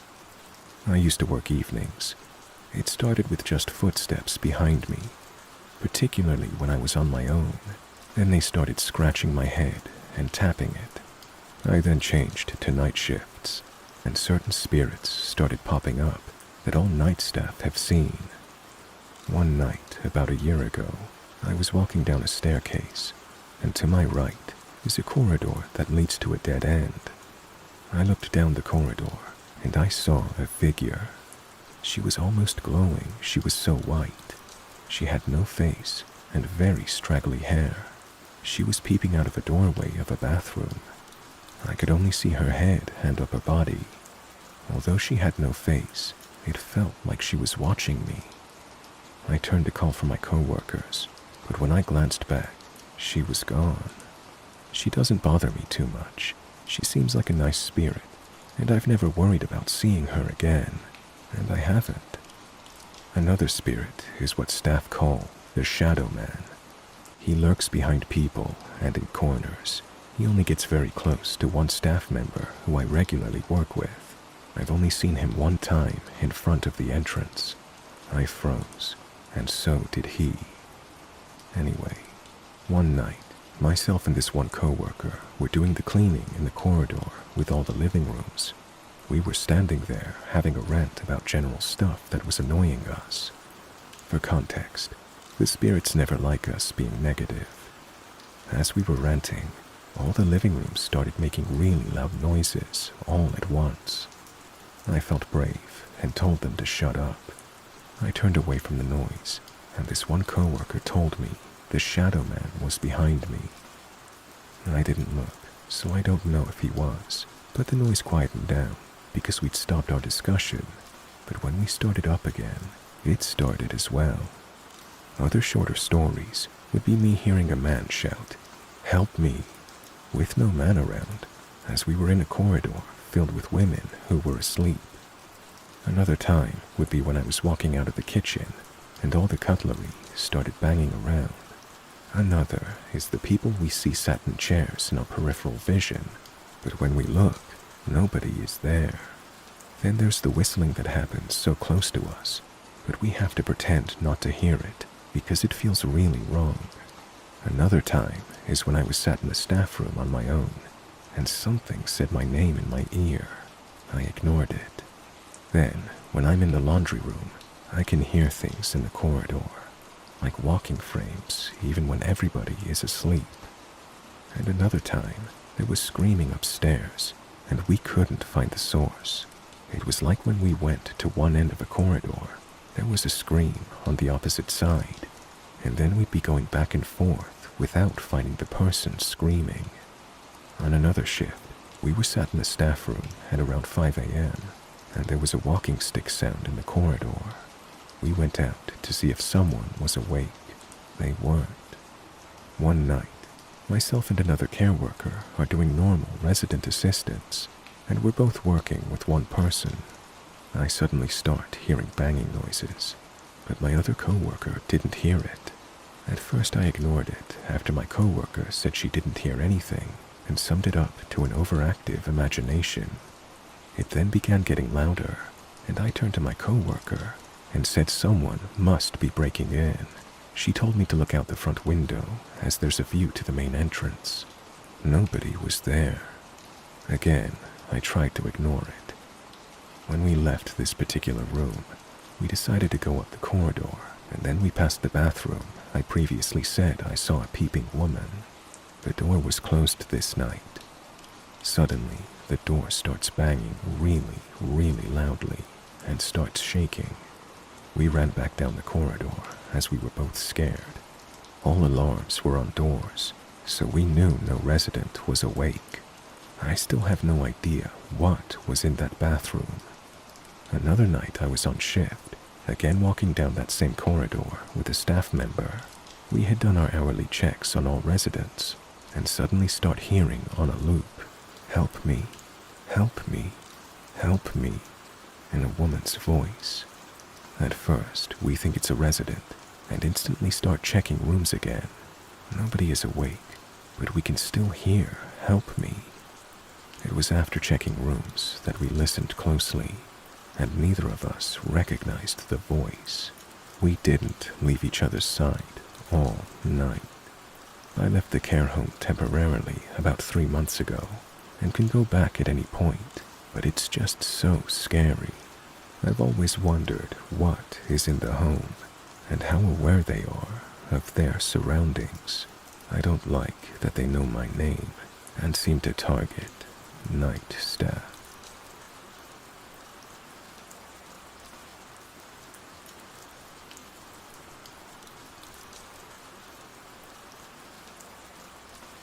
Alright, I've made comments about this story on other Reddits, but I've just found this sub today, and I'm pretty convinced what I saw was a crawler. Now, let me set the scene. I lived in a suburb of Chicago that's pretty foresty. About 6 to 7 years ago, we had what's called a polar vortex, where it dropped to like -30 for a week. This wasn't during the vortex, but it happened right after, so it was still bitter cold. My backyard door is elevated and has this little platform that lets you see into most of the neighbor's yard. It was probably around 2 a.m., and I just finished watching a movie, and I was about to smoke a cigarette and go to bed. I went out through the back door, and it was probably -10 outside, and everything was completely still. As soon as I stepped outside, I heard this weird scratching and banging noise. I look over, and 2 houses down, I see it in my neighbor's backyard. It was this weird-looking human thing with light gray skin. It seemed to be moving around on all fours and looked like it was trying to get into my neighbor's garage. It was kind of like it was trying to lift the door and wedge itself under. If I stood upright, I figure it must have been 5 to 6 feet tall, but it was hard to tell. I stared at it for about a minute or two and just went back inside and locked the door. I peeked out of my window and kept looking at it. After another minute of it fucking with the garage door, it slammed into it and scuttled off. It moved kind of like a crab. I don't believe in a lot of paranormal stuff, but this thing was unreal.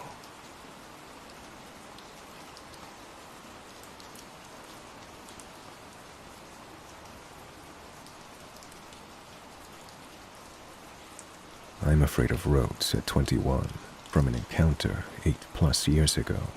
I'm female, and as stated, I'm 21. Now, this might sound maybe a tad bit overdramatic, being as it's been years since this incident has happened that has caused this fear, but I just want to get it off my chest as someone who doesn't really talk about it, I personally find this encounter really creepy, especially getting older and being able to look back on it. I've learned a lot from it, so maybe posting what happened could either guide others to stay alert that it could happen to them, or at least to know the signs. I live in rural Ohio, so there's not much that goes on here.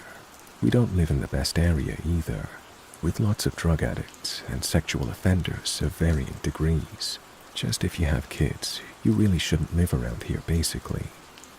When I was younger, we didn't really worry much about anything happening to us, or questionable things due to the fact our family is known in this area. My grandpa was a known cop for many years, and was extremely respected, and people knew he would fight over us, so nobody really messed with us. We also lived around multiple other children our age. It wasn't uncommon to let your kids run around by themselves before night time, because our neighborhood essentially relied on each other and the other kids to keep each other safe, and it worked for the most part. We knew what people to stay away from, and they knew to stay away from us as well. When I was in middle school, the bus ran at 7 a.m., and we would have to be at the end of our long driveway by 7 a.m. to catch the bus on time. And this happened during winter, and our buses tended to be late sometimes, and would reach us around 7:05 to 7:15 the latest. But we made sure to be out at 7 a.m. in case they were on time. It was myself and my two cousins. One was 4 years younger than me, and the other was a year older, but we were in the same grade. The road is straight where our driveway is, so cars come by multiple times, and you would be able to see if the car was slowing down and such, and they'd see us as well. We were always told not to stand by the end of the driveway and always keep a distance, so if a drunk driver or whatever happened to swerve, we would be okay for the most part. We were at that age where my cousin and I, who was in the same grade as me, essentially babysat the younger cousin, and we didn't have an adult accompany us at the end of the driveway anymore. It was really cold that day, and the sun was just coming up. We were annoyed because the bus was late while we were waiting in the cold. I noticed a car was coming, and again, this happened all the time, so it wasn't like I was checking it out or anything. I just noticed it and went back to listening to music on my phone. I hear a loud brake sound, so I look up, and the car is in front of our driveway, now fully stopped. The man in the car was waving his hand towards us to signal us to come closer to him, and of course, I refused and was frozen in my spot because this had never happened before. He could tell we were obviously shaken by this, and he said he worked for a school but was lost, and he just got hired. He named a school that was an hour away. Mind you, it's past 7 a.m. at this point, and I immediately knew he was lying. It didn't make sense to me why he would be lost at a job he said he already got. Plus, it being this late, I'd think he would already be at the school. No way would he be lost to the point he's an hour away from the district, and signaling children to his car the way he did, if he was a teacher at all. It also made no sense to me logically how he would be lost from a job he obviously had to go in to get hired for. This was before Zoom and all those things, I'm pretty sure. I immediately said I'm going to get an adult, and he clearly panicked and said it wasn't necessary, that he just wanted us to get closer and show him where to go. I pointed straight. I truly don't know the direction to the district, but that was not my main focus, honestly. I told him to go straight, and he ignored me. My little cousin was moving towards his car, and I grabbed him by his hair and kept him by me. I refused to let go of his head. I'm shaking, and I'm trying not to show I'm scared, because I don't know what's about to happen. The driveway is a long one as well. I truly didn't feel safe turning my back on him. I have my other hand on my phone, and I'm shaking, so I'm struggling with gloves on, but I'm able to call my mom, and thank God she answers. She usually would ignore my calls and be on the phone with her boyfriend. The guy gets out of his car when he sees I'm on the phone with someone, and I start immediately sobbing and telling my mom there's a man out here, and that I think he's going to hurt us. She comes out running, and the second she gets closer and he sees her, he bolts back to his car and dashes away. The car that was just around the corner of the road also dashed away.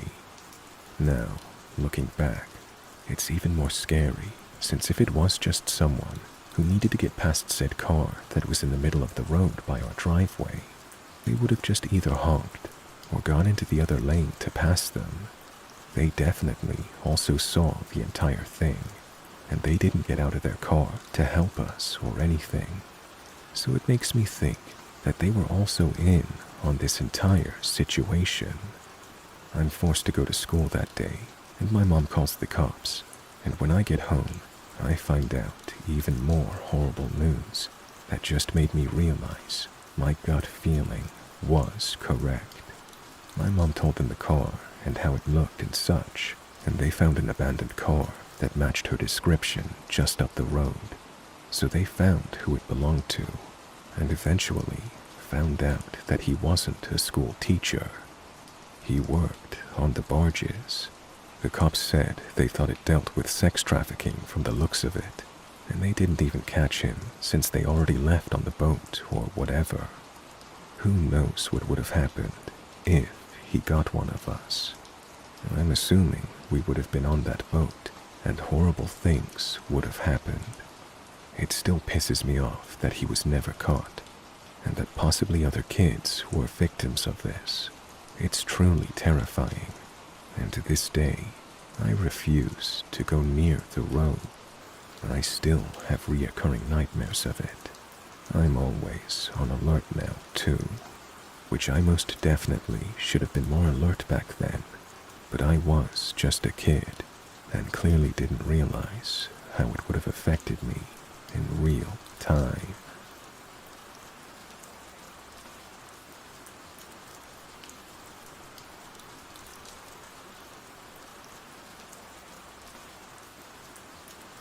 I had just left my apartment complex and was heading to a friend's. I pulled out of my driveway and up to the traffic light and stopped. I was in the left turn lane. The light was red. It was late out, and there weren't too many people on the road. I watched as the light went yellow, and then red for through traffic. One guy ran the tail end of the yellow, like usual. My turn. The light goes green. I have an arrow blinking for me to turn left. I looked both ways, and there was no one around, and I just didn't go. I cannot explain what happened, other than something inside me just said, "Don't go." So I sat there, staring at the green light. A couple of seconds later, a car came screaming through the red light, through the intersection, probably doing about 100 kilometers an hour, in the lane I would have been turning in. They were going so fast, their vehicle had a bounce to it. If I had turned, my car would have been destroyed, and me along with it. I sat there through the whole next light cycle, and then turned, pulled over, and called my sister. It was a ghostly feeling. I am a light jumper. I look both ways, but I am impatient, and I cannot explain what stopped me from going the second that light went green, but I'm glad it did.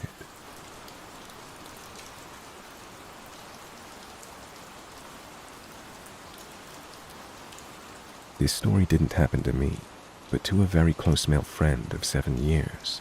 I was hanging out with him and a couple of other friends, and we were talking about our creepy experiences. Here is the story from his perspective. A bit of background. I was 16 years old when this happened, living in Amman City, the capital of Jordan in the Middle East. I was in high school. I used to weigh 85 kilograms and was 192 centimeters tall. I was a calm but intimidating person if I wanted to be, but I never really messed with anyone. That is, unless I was provoked.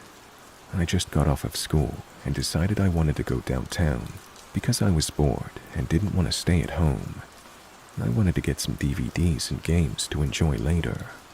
So I decided to take the bus as I wanted to save money. but I had to take a taxi to the bus stop, which was about less than 10 minutes by car. When I stopped a coming taxi, inside the vehicle appeared a light-skinned man with black, greasy hair, wearing a worn-out dark green shirt and a pair of jeans. He looked to be between the age of 30 to 34. He addressed me through the passenger window and asked, "Hey, where do you want to go?" "I need to go to the bus stop that takes me downtown. It's only about 10 minutes away," I replied. "Well, I can take you downtown if you like. I'm gonna pass by that area. I can drop you there, and you don't have to pay me," he said to me.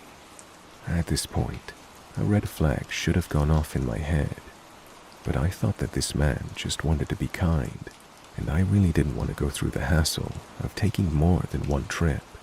So I decided to hop into his car, and we would be on our merry way. Looking back on it now, this was a big fucking mistake. Now there are different ways to head downtown, and I only knew a couple ways. As the man was driving, he started to take different routes that I'd not seen before. Still no alarm bells started ringing, as I only assumed he was taking a shortcut to get away from traffic. By this point, 20 minutes have passed, and I begin to feel uneasy. Usually from the bus route I take, it's only about 20 minutes to get downtown when there's little to no traffic, but I brushed it off once again. Then, suddenly, the man began to speak in his calm yet suspicious tone. "Hey, do you mind if I use your phone? I want to see if you've got any videos or music I can send via Bluetooth," he said. I found this to be a strange request, but seeing as the man was giving me a free ride, and the fact that I didn't have anything private on my phone, I handed it to him, as I didn't want to be impolite, and was just trying to break the awkward atmosphere. He played with the phone a bit, then proceeded to put my phone with his own inside the empty space under the driver's door handle. Doubt began circling in my mind, and I felt vulnerable without my phone. Yet, despite all this, I silenced my doubts and stared out the window. The feeling of dread and uneasiness only grew more, as I was not able to make out where we were exactly anymore. As the man kept driving, I could see nothing but empty road, with only desert on either sides, and only a couple of old, worn-out, rusty shipping containers. It's starting to get darker at this point, and this is where things get even creepier. The man proceeds to pick up his phone and began to speak to someone at the end of the line, shouting the following with an angry voice. "I'm coming to fuck you up. You better prepare yourself, as I'm coming to beat you up, you son of a bitch." As soon as the man ended the phone call, I knew something was absolutely wrong. Looking more closely at the phone he was holding, I was able to recognize that the phone he had was the type of phone that doesn't have Bluetooth. Alarm bells started ringing loudly in my head. The whole call came from out of nowhere, and I could feel nothing but dread, and the fear was absolutely real. I asked him for my phone, growing nervous and impatient with each word escaping my mouth. He looked at me with this strange and annoyed look and said, "I just wanted to see what you got on your phone." By this point, I'd had enough, and I sternly told him to give me my phone. The anger and fear barely contained in my voice. He hesitantly obliged after muttering back and forth, and I just knew I had to get out of this car. Feeling the rush of adrenaline, I decided to pretend I was talking to my parents and created a scenario where there was an emergency and that I had to get back. So I began telling the man that I need to return home immediately, and I told him to drop me off right here and right now. As I was seeing an upcoming traffic light, I knew that this was my only chance of escape. I was not going to stick around any longer to find out where this man is taking me. As soon as the man stopped at the traffic light, I spoke to him in my most intimidating voice to open the passenger door. Luckily, there was a couple of cars that stopped right next to us, and thank God the man responded with a menacing look and pressed the unlock button. I got out of that car faster than you could say, "Fuck this shit, I'm out." And I went straight to a small run-out coffee break shop in the middle of nowhere as the taxi sped off. I went inside and asked the server if downtown was close by. Out of breath, with sweat dripping from my forehead, the server looked at me with a confused yet irritated face and said, "You know you're out of the capital, right? Heading to the city of Zarka." Shit, I thought, as I proceeded to call my parents to pick me up from the middle of nowhere. God knows I'm not taking a taxi to get back home, or even anytime soon. Thinking about it after a while, the man planned on kidnapping me from the start, trying to take away my phone so I would not call for help, and proceeded to pretend he was having a fight with someone on the phone to secretly message his buddies that he's close by. So, greasy black-haired taxi fuck, let us never meet again.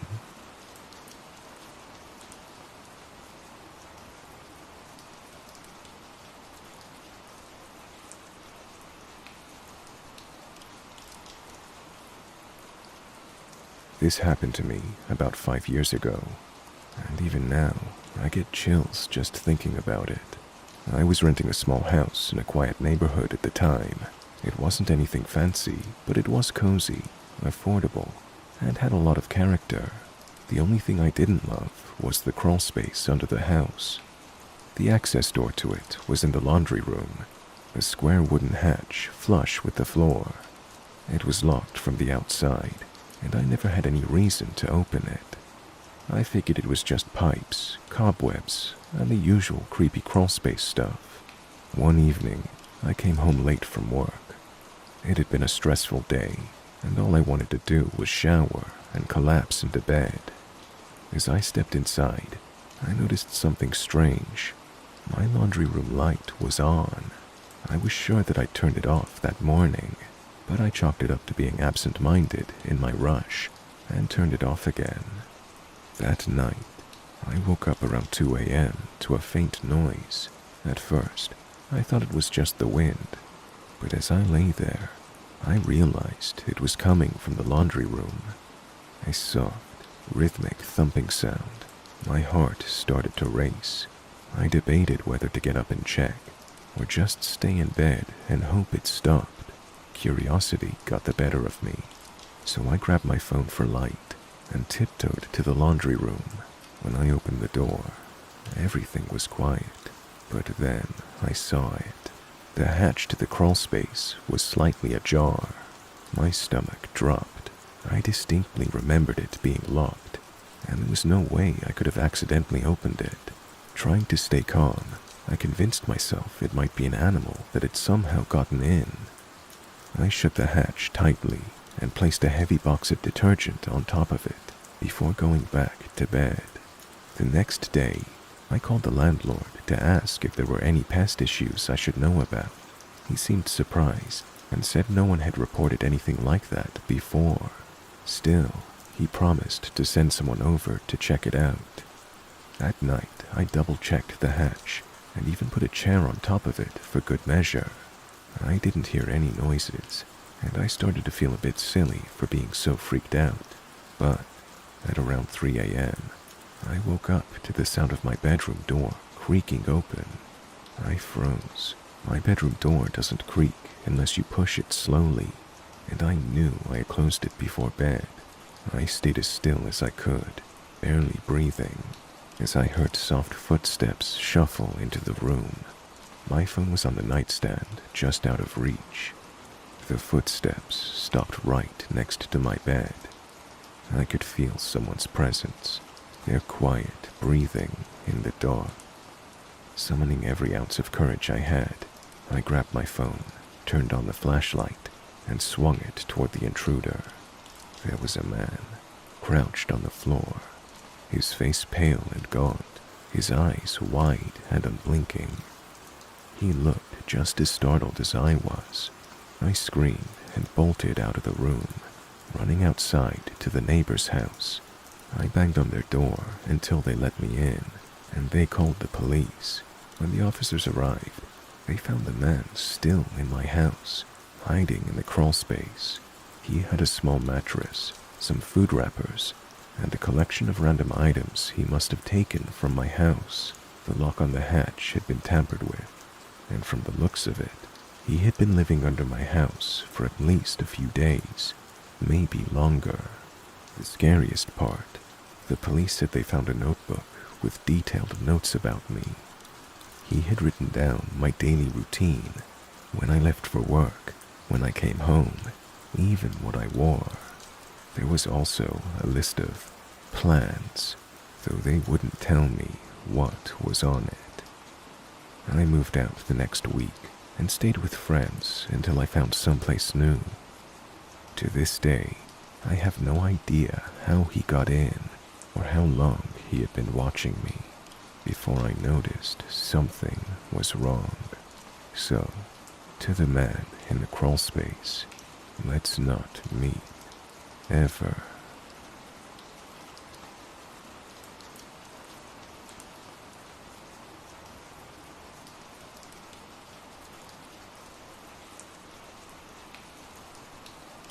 I worked in a jail for over 10 years in the control booth, running doors, cameras, radios, phones, you name it. I still work for the agency that runs it, but I no longer work at the jail.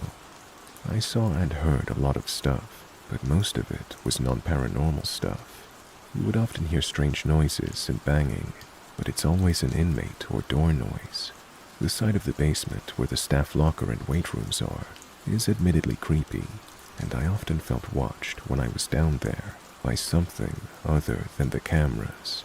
I've heard a couple of stories from trustees saying they see the black shape of a person standing in an empty cell, or wet footprints in the kitchen when no one had been in there all night. Our IT tech also claims to have caught EVPs while in the jail, but I haven't heard them. I have 2 stories, one from a coworker and one that happened while I was there. One night, my coworker answered the phone, and it was a mother calling about her son. She gave his name and her name and said that her son had just been arrested for driving under the influence and that she wanted to bail him out. My coworker explained that her son hadn't arrived at the jail yet and would have to go through the booking process before he could get bailed out. My coworker explained to her how to bail him out and where the jail was, and to give the jail a call a little later to get an update. She asked that he let her son know that she was going to bail him out. The son was eventually brought in by the arresting officer, and my coworker had a correction officer pass on to him that his mom was bailing him out. My coworker listened to and watched the entire exchange between the son and officer as the officer told him the message. The son was shocked and stated loudly, "No, she's not. You're fucking with me." The officer said, "I know my guy. He wouldn't fuck with you." The son said, "My mom's dead." They confirmed the mother's name with the son, and it was the name given by the woman on the phone. My coworker swears up and down he talked with the woman, saying she was his mother. The man would not be on the roster yet, but it could have been someone who heard his name called over the police radio, or someone who was with him at the time, who was trying to mess with him. My story happened not long before I left the jail. A few years before the incident I'm talking about occurred, a man ended himself in one of the cells. The night I'm talking about, one of the officers was doing his regular check of the units and came up to the cell the man had ended himself in a few years before. The man we had housed there was sitting up on his bed, facing the door which has a window. He had a blank look on his face, and his eyes were open wide. He looked the officer straight in the eyes and said, "You couldn't find Christopher Anderson in time, and you won't find me in time either." The man was brought down to a cell where he could be monitored, and we went from there. The officer said he had to yell and shake him to get him to respond, as if he was waking him up from sleep. He was asked later what he knew about that cell, or if he knew the man he'd named. He said he didn't, and claimed he didn't remember saying anything. And yes, The officer in the story was working the night that man ended himself.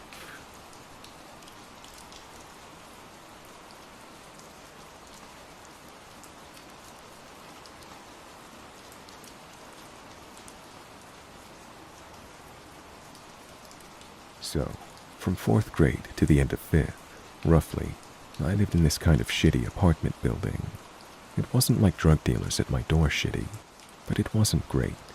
So, one night I'm laying in bed listening to staticky country music from my old radio while trying to sleep when I hear a loud banging from somewhere. I couldn't pinpoint exactly where it was coming from at first, but then I realized it was the apartment above us. It sounded like someone banging on the floor. Much to my annoyance, I turned down my radio and listened again. I heard the neighbor's little girl, who was about 6, crying, and she kept banging on the floor. Out of tiredness and annoyance, I stood up on my bed and banged on the ceiling. She stopped. The next night, the same thing happens. I hear the banging, turn down my radio, and bang on the ceiling. This goes on for 3 days, communicating with this little girl through banging on the floor/ceiling. On the 4th day, she keeps banging and crying and screaming. It was really late at night, so I don't think anyone else heard it, but it was like someone was ripping a cat's fur out, bit by bit. I banged on the ceiling to see if she was okay, and everything went quiet for a second. I banged again, and after a few seconds, she starts crying again. Then, I hear this really loud bang, kinda like someone just dropped a cinder block on the floor from 10 feet up. Everything went quiet after that, and I didn't see her or her mom ever again. I didn't even see them move out, but I know they did. I don't know if there was something wrong with the family, like if the mom was abusive or anything, but it was weird, and I hope that little girl is okay. I should add that this wasn't the only time they did weird stuff or something strange had happened. The mother would wander around. Her kid would be in the elevator alone. They were just a bit off.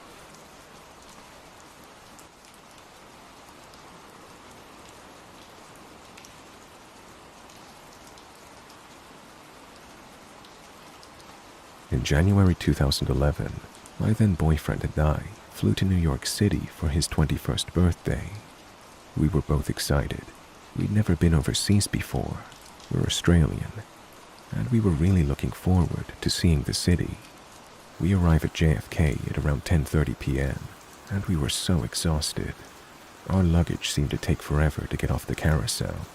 As we were waiting, we listened to the warnings over the loudspeaker that stated we were only to get into yellow cabs and not to get into unmarked cars.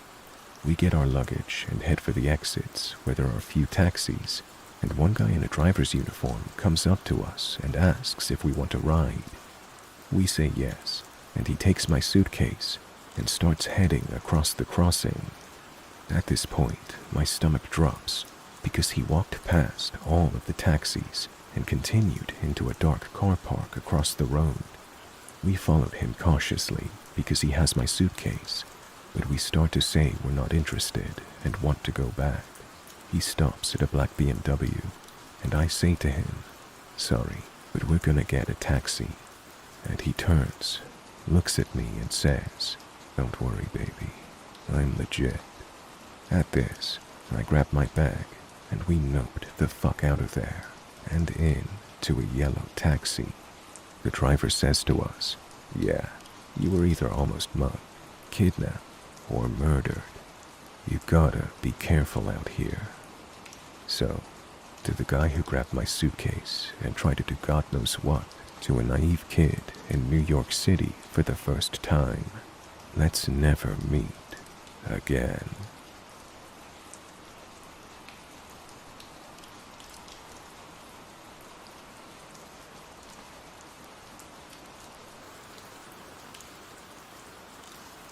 My mom was kidnapped when she was in her mid-20s or so. It was not the first time that it happened. Because it's unbelievable that a person could be kidnapped twice, I want to preface this by saying that I have a copy of the news article from this incident. I actually called my mom and asked her to clarify some things before I even wrote this. I don't mind constructive criticism and feedback. I actually welcome it. If there's something you want to know, I'll be glad to find out what I can. This is the story, as told to me, not word for word, but I did my best to tell it in her words. Until sometime in the new millennium, the small town in which I grew up was your typical small town, the kind of place where crime didn't happen. If there was a crime, it was something akin to Sadie Cooper stole Miss Jenkins's Firebird and took it joyriding, or Chad Elkins breaks into rival school and spray-painted Cat's Rule on the wall. Simply put, our town was safe. We didn't lock our doors. We didn't lock our cars. When I was very young, my mom even left her purse in her car 24/7. Although she never locked it, no one ever messed with it. We later had to stop doing that and start locking our doors because of an entitled neighbor, but that is perhaps a story for another day. When they first moved into the house, my dad worked for a good company. It was a good job, but he had to work the night shift. So, one night while he was at work, my mother was puttering around the house, doing laundry and ironing in front of the TV. It got a little lonely, so she decided to let the cats in. My dad thought animals were dirty. He was pretty adamant about leaving the cats outside, so she was in the habit of letting Daffy Duck and Little Kitty in to keep her company, and then putting them out before he got home. While she was ironing, she noticed a rip in my dad's work pants. Her sewing machine was broken, so she decided to go to my grandmother's house to use hers. She decided to let her cats stay where they were, because she was going to be coming right back. On the way to Grandma's, she decided to stop by the post office to pick up a tax form that she needed for her attorney, who was filling her taxes for her. Back in those days, the lobby of the post office was open all night long.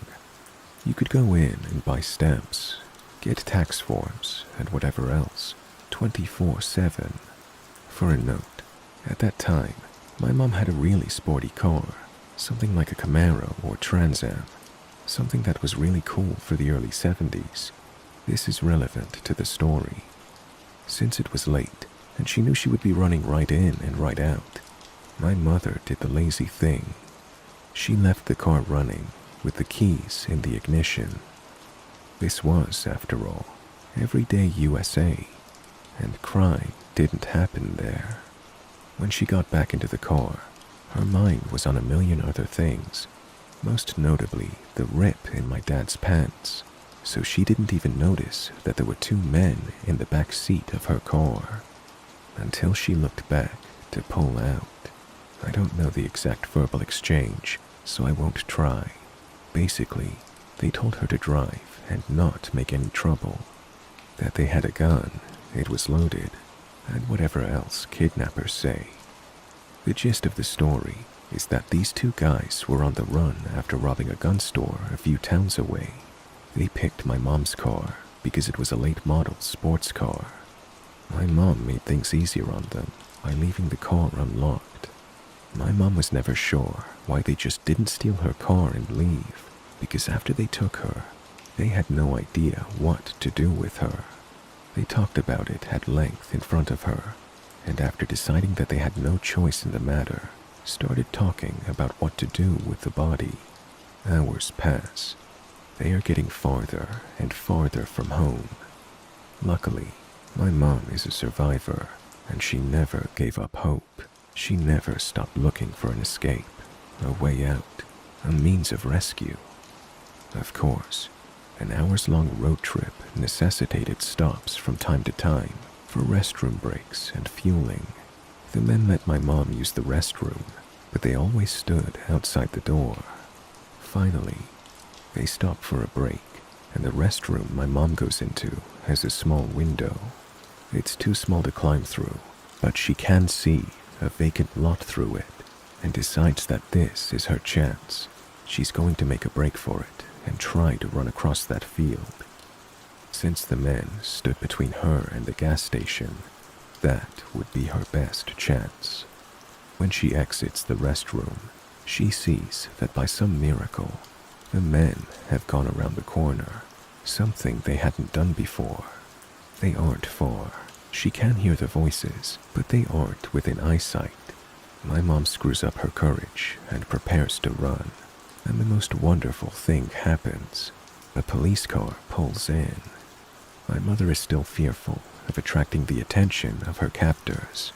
They can't see her from where she's standing, but if she steps into the parking lot, she will be within eyesight. She starts signaling and waving to the cop from where she is. The officer sees her, rolls his eyes, and starts to walk away. Later on, he told her that he thought she was drunk at first, and that was why he started to walk away. My mom's heart starts to sink, but she redoubles her efforts, and finally, the officer decides to come and get a closer look. Once again, not sure of the verbal exchange exactly, but my mom told him what was going on. And, well, this is one story where the police save the day and the villain goes to jail. My mom is taken to the nearest cop shop to give her statement, and my dad is called to get her. I've asked my mom how long her ordeal was, and she actually has no clue how long they had her. She knows it was less than 24 hours, and she knows my dad was off work by the time she called him. But that's about it. My mom said that she got into the car with my dad, and he was strangely silent. She first thought he was just upset and worried, so she asked him if he was okay. Now, here is the punchline. My dad turns to her, looks in the eyes of his wife, whom he'd nearly lost, and says the following: "I thought we agreed that the cats were to stay outside."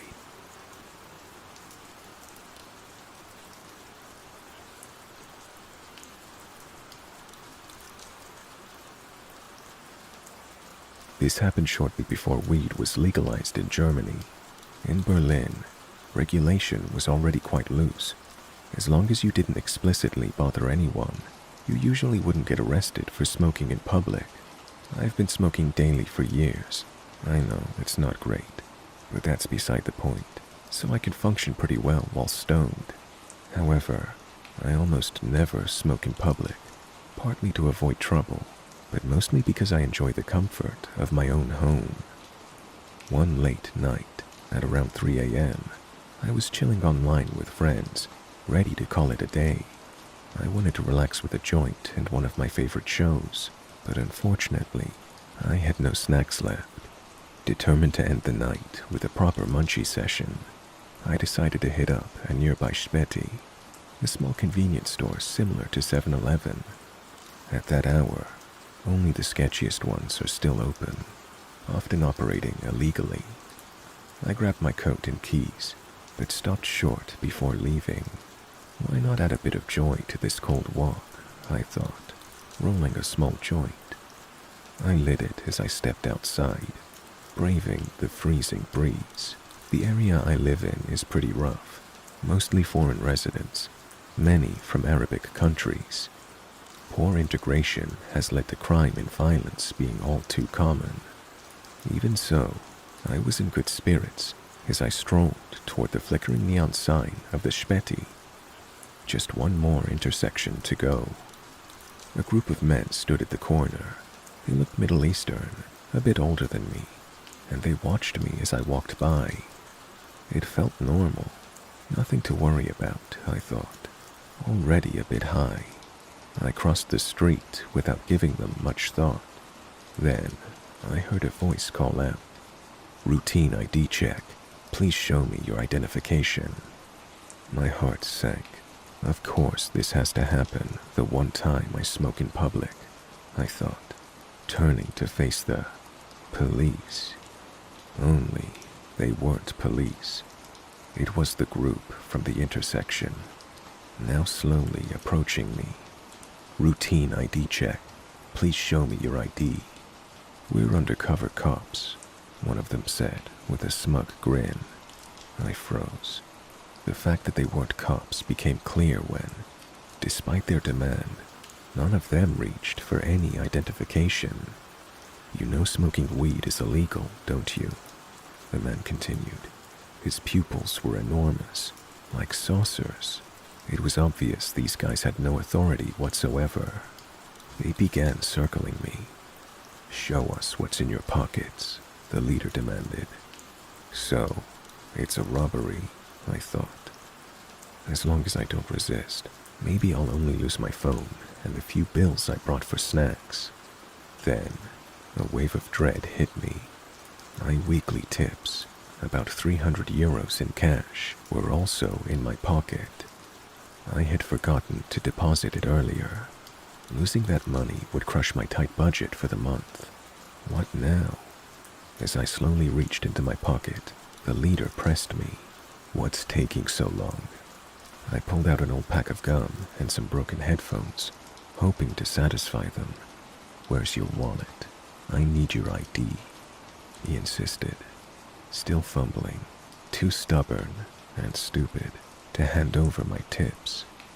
I inadvertently revealed something that shocked even me. The glint of a Glock tucked into his belt. Knives and metal rods are typical weapons here, but a gun? That was insane.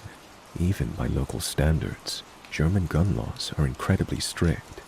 My adrenaline spiked. Slowly, I pulled out the €5 bill I'd planned to use for snacks, trying to keep my expression neutral. "You've got no wallet," he growled, his face darkening. My brain screamed at me to do something, anything, before this escalated further. Then, a desperate thought flashed through my mind. The people that inhabit this area had a well-known fear of Russians, with frequent clashes between the two groups. Maybe, just maybe, I could use this. In a heavy Russian accent, I stammered, "My friend has my wallet. They're coming soon. We meet here." To my surprise, their poor English comprehension worked in my favor. They exchanged glances, muttering in German, and decided to wait. I forced myself to look confused, maintaining the bluff. It worked. Their effort to translate or figure me out must have seemed like too much trouble. The leader finally pointed at my €5 bill. "All right then, you get us something to drink." Reluctantly, I followed them into the Spedi. They grabbed a 6-pack of Coke and I paid, heart pounding. I was certain this wasn't over, that they'd either search me themselves or retaliate when my non-existent friends didn't show up. But then, just like that, they left. No violence, no further questions, nothing. I stood there in shock, unable to process what had just happened. Looking back, I can't believe I bluffed in such a dangerous situation. It could have been my last day on Earth. All over 300 euros. I've learned my lesson. These days, I avoid walking around late at night when the streets are empty. And to those guys from that night, let's not meet again, ever.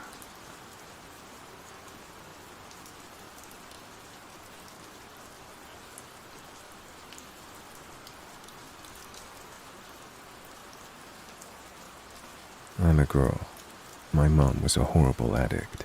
She barely took care of me as a kid. At the time of this incident, I was around 6 or 7, so my awareness and understanding of things happening may not totally make much sense. This happened in the 90s. One night, my mother and I were on a car ride. I wasn't sure why we were driving, but it was late at night. I'm not sure what time it was, but I assume it was really late, because there weren't many cars on the street, and I was sleeping in the back seat. I don't even remember getting in the car. My mom drove up to some sketchy house and left me in the car for what felt like forever. Suddenly, the car door swung open, and someone violently grabbed me by my arm and yanked me out of the car. I started screaming and crying, until the man that grabbed me looked me in the eyes and said, Be quiet and don't try to run, or I'll kill you. He had a scruffy beard and looked like a madman. I was scared to death, so I listened. He held me tight by my arm, shut the car door, and walked with me down the street.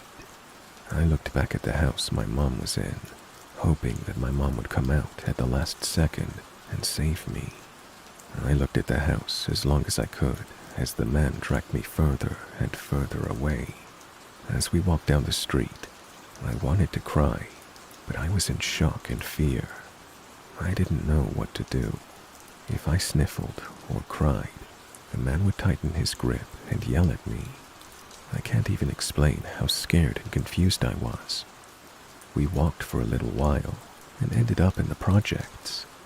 The projects were a bunch of buildings crammed together in a shitty neighborhood. We walked into one of the buildings and walked up a flight of stairs. My legs and feet hurt like hell, but I was too scared to stop moving or complain. We walked up another flight of stairs when I saw some random guy smoking a cigarette in the stairway.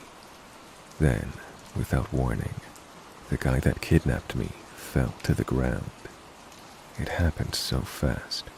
I didn't know how the kidnapper fell to the ground so fast, but the next thing I remember is the cigarette guy was punching and kicking the kidnapper in his head and face.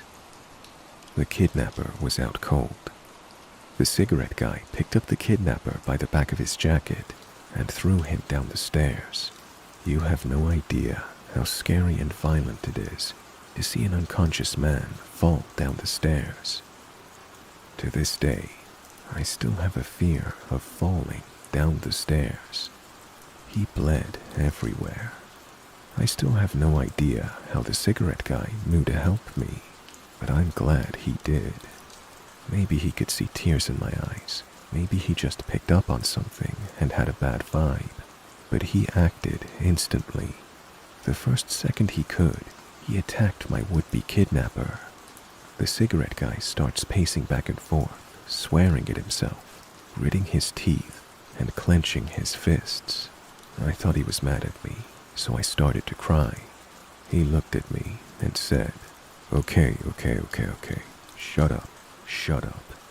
He had an attitude, so I listened to him out of fear. I wasn't as scared of cigarette guy as much as the bearded guy, but I was still in fear of him.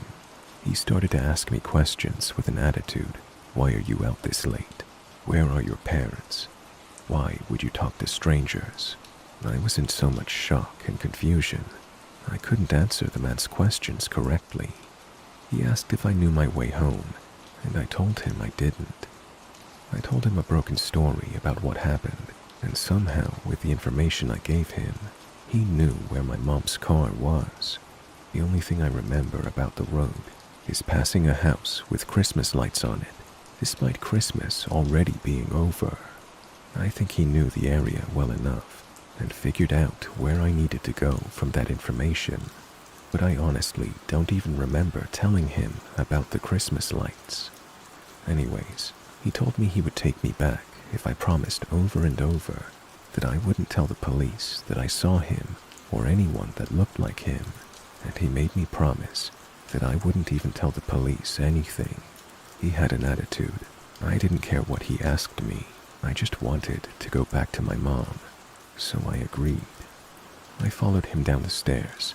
The bearded guy was still laying there on the ground, bleeding at the bottom of the stairs. That cigarette guy threw him down. He wasn't moving at all. For all I know, he was dead, and I hope now that he was. Cigarette guy stepped over the bearded guy, and I followed. We walked outside, and cigarette guy looked around panicky. I remember him telling me, "The police don't like me." We walked out of the projects, and my feet still hurt. Cigarette guy was walking fast in a panic, and I had to basically jog to keep up with him. I started crying, and he asked me what was wrong.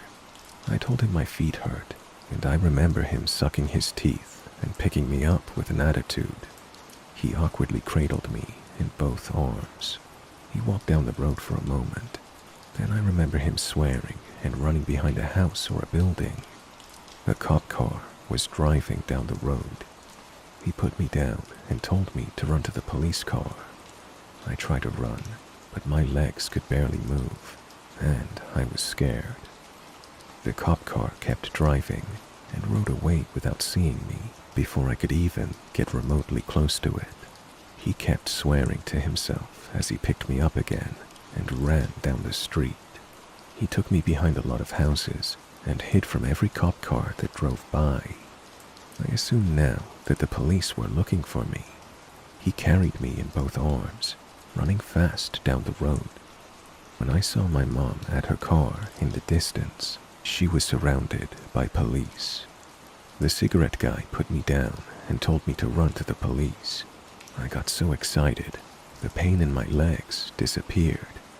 He put me down and ran away. I ran towards the police and my mom. My mom picked me up and hugged me tight. The police started to ask my mom and I questions. I don't remember too much about their questions, but I remember my mom telling the police some convoluted story that just didn't make any sense. She basically told me not to say anything, and I didn't say much, but I did cry a whole bunch. We went home. Days later, my dad picked me up and knew something was wrong. I told him everything.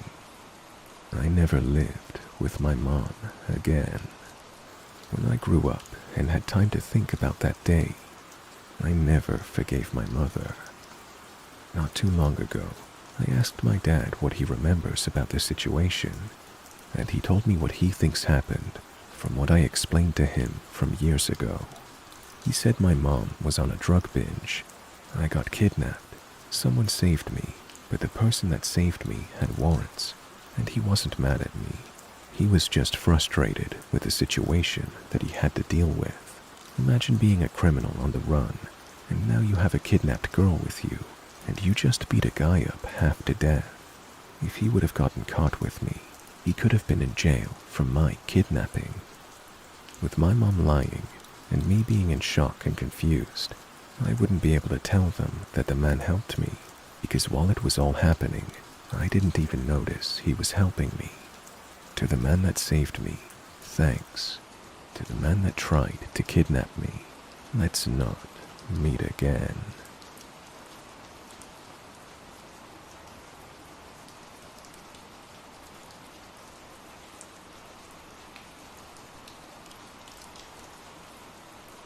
This takes place in Grand Rapids, Michigan.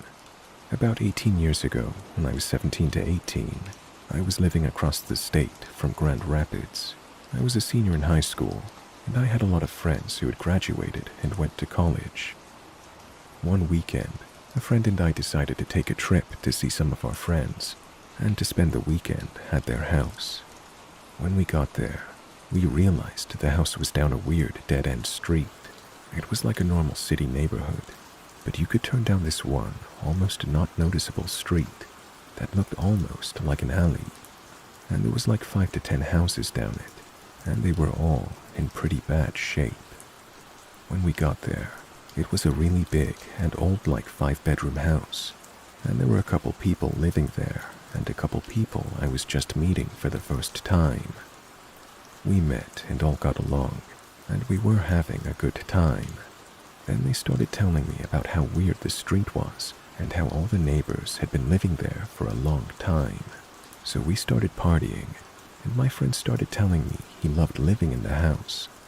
But things were weird, because he was a really curious guy, and he said that the landlord told them specifically when they moved in that he knew they were going to be partying a lot and just doing typical young college kid stuff. Then he starts telling me about the basement. He tells me after the landlord told him he didn't care what they did.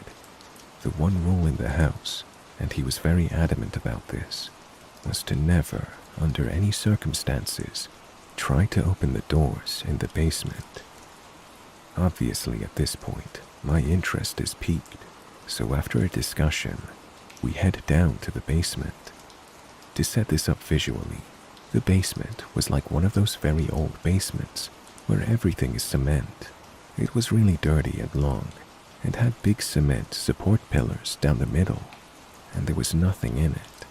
Now, on either side of the room, there were doors, big doors, and when I saw them, my heart sank. Both doors had about 1,000 nails in them, all over. Some of them were bent, some were sticking out. It looked like someone was frantically nailing this thing as shut as they could, both of them. We discussed it for a while and decided not to open the doors, and I honestly really regret it. I still think about it from time to time. I have no idea what was behind them. We've discussed so many possibilities. Was it like an old well? But if so, why would they be on both sides of the house? Was it maybe old tunnels? The house was really old. The ultimate reason my friend didn't want us opening the doors is because he was afraid a poltergeist was trapped or something, which I laughed off. I don't even think the house is still there, but I know they asked the landlord again what was behind the doors, and all he would say is, "Just promise me you'll never try and open them."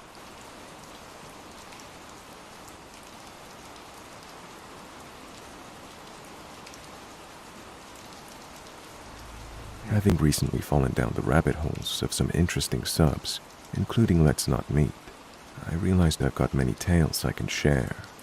In order to really paint the picture for you of the scariest event I have ever experienced in my life, and to really feel that moment when my blood turned to ice in my veins, I've got to give you a bit of background on my rather unconventional and fucked up childhood. I'll try to keep this part brief. I'm sure this will sound like utter bullshit to some, but I assure you it's not. I'm telling the absolute truth, even if it does sound like a badly produced after-school special. My father kidnapped me from my mother when I was a baby, not because he loved me and couldn't live without me, but because he's a sociopathic douchebag that wanted to hurt my mother as much as he could. I was missing for roughly 6 years, face on the back of a milk carton, the whole nine.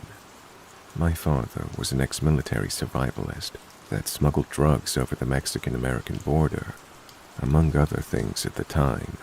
During these most formative years of my development, I was surrounded by criminals and raised by this neglectful fuck. I had a lot of severe trauma very young. Let's just say that I knew what real monsters were. By the time I was located and returned to my mother just after I turned 7, I knew how to load, clean, and assemble several different types of guns. I knew to aim for the head of the men wearing blue uniforms, and I was a damn good shot with a handgun. I'd been left alone for days at a time repeatedly and often, so I was completely self-sufficient and could care for myself. I didn't go to school, and I'd only been around other kids for very rare, brief moments in time. I was a feral little beast at this point. I did not trust adults, or anyone for that matter. In my experience, most people were liars and did not show you their true face. Lucky for me, I was returned to a loving home with my mother and stepfather. With love, therapy, and protection by the two of them, I think I turned out to be a relatively normal and surprisingly mentally healthy woman, albeit with a few idiosyncrasies. Now the point of all this preamble is to give you some context regarding the kind of person I am. I am not a victim. I do not take shit from people, and there are very few things in this world that truly terrify me. I am a fucking survivor. Growing up the way I did, I studied people intensely as a defense mechanism. I'm very good at reading people and their emotions. At times, even the feelings they won't admit to themselves. I've been left with an obsession for my security and of those I love, so I tend to be hypervigilant of my surroundings. There is always a weapon of some type on my person or in my belongings wherever I go. and I take note of every exit and entrance of any place I step into. As a teenager, my stepfather taught me some tricks on how to take down someone that was bigger and or stronger than me. He was a hell-raising biker, and at one time, a bartender and bouncer at a rowdy biker bar. So he knew his stuff. You would think I would be prepared, right? The story that I'm trying to get to here was one of the few times in my adult life that someone slipped through all my defenses and nearly got to my young daughters. Now it's one thing for you to fear for your own safety, but to fear for the safety of your children, as I'm sure every parent knows, is something else entirely. It is ice cold, blood-curdling, absolutely sheer fucking terror, and I never, ever want to experience it again. I was living in San Francisco just under 2 decades ago. At the time, I managed a medical office inside a large residential drug rehab center. The residents were a mix of characters, ranging from the homeless and mentally ill to straight out of San Quentin parolees. I actually enjoyed my work and never felt unsafe there, but it was exhausting. It was Friday at the end of a 50-hour work week, and I could not wait to get home and put my feet up. The building I worked in was donated by the Catholic Church and used to be an old convent. It is a 4-story stone behemoth, and I ran up and down 3 of those floors all day, every day that week. It had been a rough week, and I was deep to the bones tired, as well as mentally fried. It was no quick commute home for me, however. My job was in the Fillmore/Lower Haight area, and my babysitter lived near Balboa Park, while I lived in the Sunset District next to San Francisco State. The fastest way home involved walking 2 city blocks to get to a bus, which would drop me near the closest underground station. From there, I would hop on a train that would take me all the way across the city, nearly to the end of the line. At least the babysitter didn't live far from the line, so I didn't need to transfer to another bus. Once I had my girls, I would have to wait for the next train to head down the M line, and finally a 15 to 20 minute trek on foot to the back of the small city-sized complex where our apartment was, Park Merced for any San Francisco dwellers. I'd made it to the babysitter's house uneventfully and stood waiting for the next train, counting the minutes down until we would be at our front door. This was an above-ground stop, so my habit was to hold the hand of my 7-year-old and heft my 3-year-old toddler on my hip, clamber up the steps, and carry her through the train to find a seat. Although she was able to walk, she wasn't so balanced on a moving subway train, as well as being a toddler, so she tended to fall over and become easily distracted by the other people on the train. Strollers seem to be more of a pain in the ass than they are helpful when dealing with public transit, so this had become my routine. Looking back, I'm sure I looked an easy target.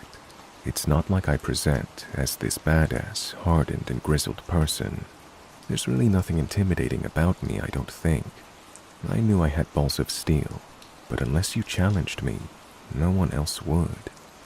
I was a 27-year-old, exhausted single mother, just trying to get home with my kids and belongings in tow. We were on the final leg of the journey home, and being so tired and wiped out, my defenses were down. So when I managed to get up the stairs onto the train and realized that the car was empty, except for one homeless man, I just didn't feel it was worth it to continue through the train cars to a more populated one. I observed this guy and quickly took mental note of him, as was my habit. He was at the end of the train in the last car, right next to and opposite the door I entered from. He didn't look to be something I should be afraid of.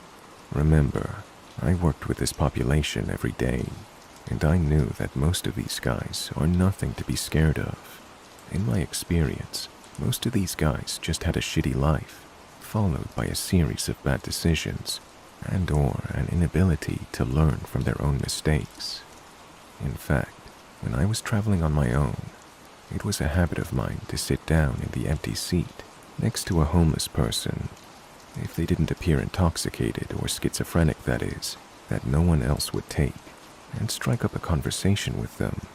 If you ever want to see true joy in the eyes of another human, sit down next to a homeless person and talk to them like a regular person. You will make their day. But I digress. He appeared to be in his mid-40s, unkempt, shaggy dark hair, and scruffy facial hair.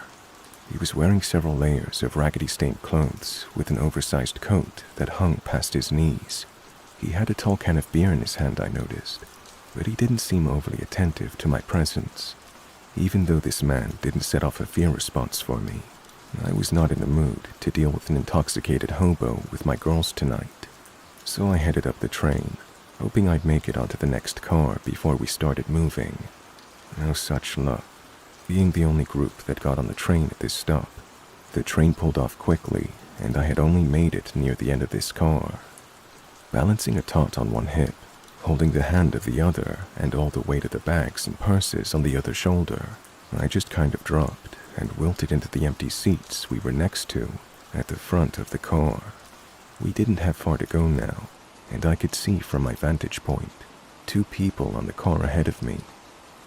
I was in the habit of placing my girls on one seat to situate bags, and I always sat in the aisle seat as a protective measure.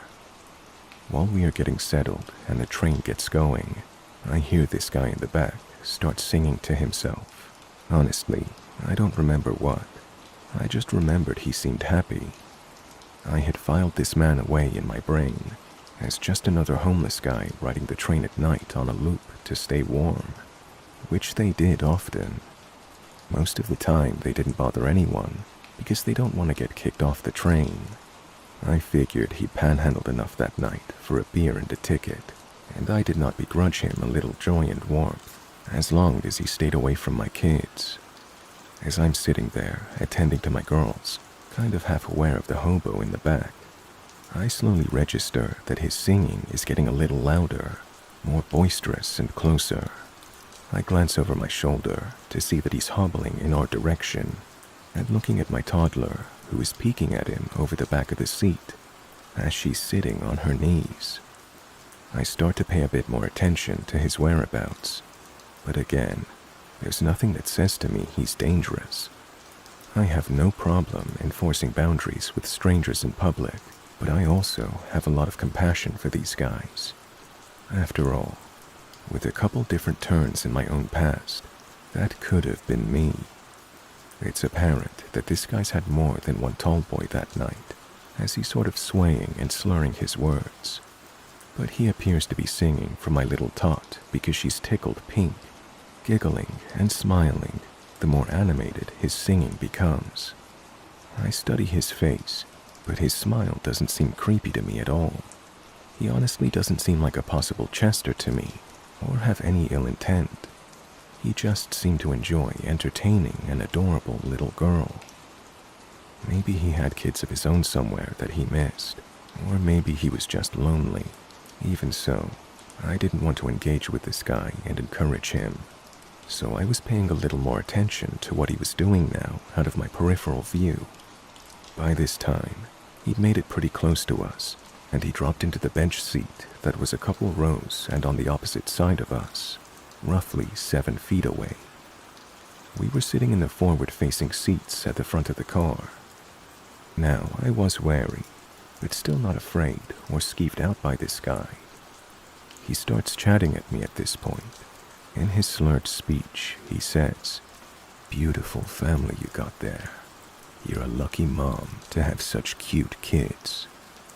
I'm so not in the mood to talk to anyone right now, but as I said, I have too much compassion for people down on their luck, so I just politely say, "Thank you," without turning around. Still slurring, he launches into a tale about the family he used to have, and everything that went wrong in his life. It doesn't seem to matter to him that I'm not really engaging, but he's not coming any closer to us, so I don't stop him or interrupt. Now, what happens next is my first inkling that this guy may not be what he seems. It's not so much what he says that does it, but the sudden shift in tone and personality. He's not slurring anymore. The volume of his voice has dropped a bit, and the tone of voice changes to this Hannibal Lecter smugness. He's not talking to me anymore, but at my tot, who's peeking at him again over my shoulder. "Hello, little girl." Now this guy had my full attention. Every cell in my body is saying pay attention to this "Hello, Clarice, fuck." I look over my shoulder to look directly at him and really assess his demeanor. His joviality seemed to be gone, and I don't see a happy hobo anywhere, but a leering grin on his face that doesn't reach his dead-looking brown eyes. He is looking at my littlest tot, but then shifts his eyes to look at my 7-year-old, who is also staring at him, although looking less entertained than her sister. This is the moment my blood runs cold. In that same Hannibal tone of voice, still not slurring, he says, "Oh, aren't you the pretty one? Such pretty white skin." I'm looking directly at him when he says this, and what I see in his face has me fucking terrified. I do not like the way he's looking at my daughter like she's a piece of meat. He realizes I'm looking at him and shifts his eyes to look at me now and grins a little wider to show me a perfectly white, intact smile that seems incongruous with the rest of his getup. I also notice that while his attire is dirty, he himself seems pretty clean, and his scruffy facial hair has a distinct line, as if he shaved it that way on purpose. Now maybe I'm just paranoid due to my past. Maybe this guy had gotten free dental work. Maybe he had showered at the shelter, but had nothing clean to put back on. Maybe he'd gotten a free shave from a barber giving back. There are plenty of plausible explanations for what I observe, but it is when I lock eyes with this guy that the alarm bells go off in my head. Why did his demeanor seem to change so suddenly? Why did he seem so perfectly sober? I have absolutely no doubt that this man is a predator. My intuition, which I trust completely, says get the hell away from this guy, now. All of this goes through my head in nanoseconds. I stand up to pick up my bags, adrenaline surging, heft the little one back to my hip, grab the hand of my oldest, and head for the door of the car. Because I want the two people in the car ahead of me to hear, I wait for the doors to open before I turn back to him and loudly and with Mama Bear authority say, "You stay away from us." I didn't care if I was wrong in my assumption, and I didn't care anymore if I hurt his feelings. I lumber to the front of this car and again sit in the very front forward seats. I don't go any further because this happens to be a long train with probably 6 or 7 cars, and I don't see anybody on the next couple of cars from my vantage point. I want to stay with the other passengers. It's not unusual for this train to be empty this far away from downtown, and at this time of night, in between the commute rush and the Friday night club crowd, I'm used to disembarking alone or with very few others at my stop when I work this late. I'm starting to panic at this point about what I would do at my stop coming up. It is also on the part of the line that is still above ground, and I'm not going to have a crowd of people to get lost in. This creep could easily follow me on my walk through the complex and either attack me alone or follow me home. Because I'm pondering my predicament and literally terrified, I don't immediately register that the people who were on the car with me have gotten off the train, and I am now alone again. Several minutes go by, and we're getting close to our stop when I hear the whoosh of the car doors opening behind me. Please be another passenger. I'm praying to myself before I look behind me. No, it's creepy Hannibal Hobo heading toward me again, but this time he is glaring at me. No more smile, no more singing, no more slurring, just an evil glare as he plods in my direction. He's got his left hand up on the overhead bar with his right hand, seeming to hold something inside his jacket as he walks towards me. My stomach drops into my toes, and my heart leaps into my throat. We are all alone, several cars behind anyone I can see. I don't wait to find out what he's got in his jacket. I hadn't set down any bags this time. They were still over my shoulder, and I was still holding my youngest. So I just grab the hand of my oldest and tell her we need to get to the front. I can tell she's scared now too, but I'm trying not to frighten her too bad. I kind of push and pull her gently in front of me, thinking if I can get to the front car, even if it's empty, I'll be right behind the conductor. I'm going as fast as I can, which isn't very fast with everything I'm juggling. As I'm nearing the doors again, I can see that the next car is empty, but the car after that has people. I'm almost there. As long as he doesn't catch up to us, we should be safe. We are now almost to my stop, and the train is slowing down again. I hear the doors swoosh open again behind me. Fuck. I glance over my shoulder to see this guy is running at me. Jesus H. Christ. I've never been so terrified in my entire life. I move ahead as fast as I can into the next car, but I know I'm not going to make it to the next filled with people. And no one seems to be looking this way from the car ahead, and the train is pulling into the stop. This is the moment when time just seems to slow down.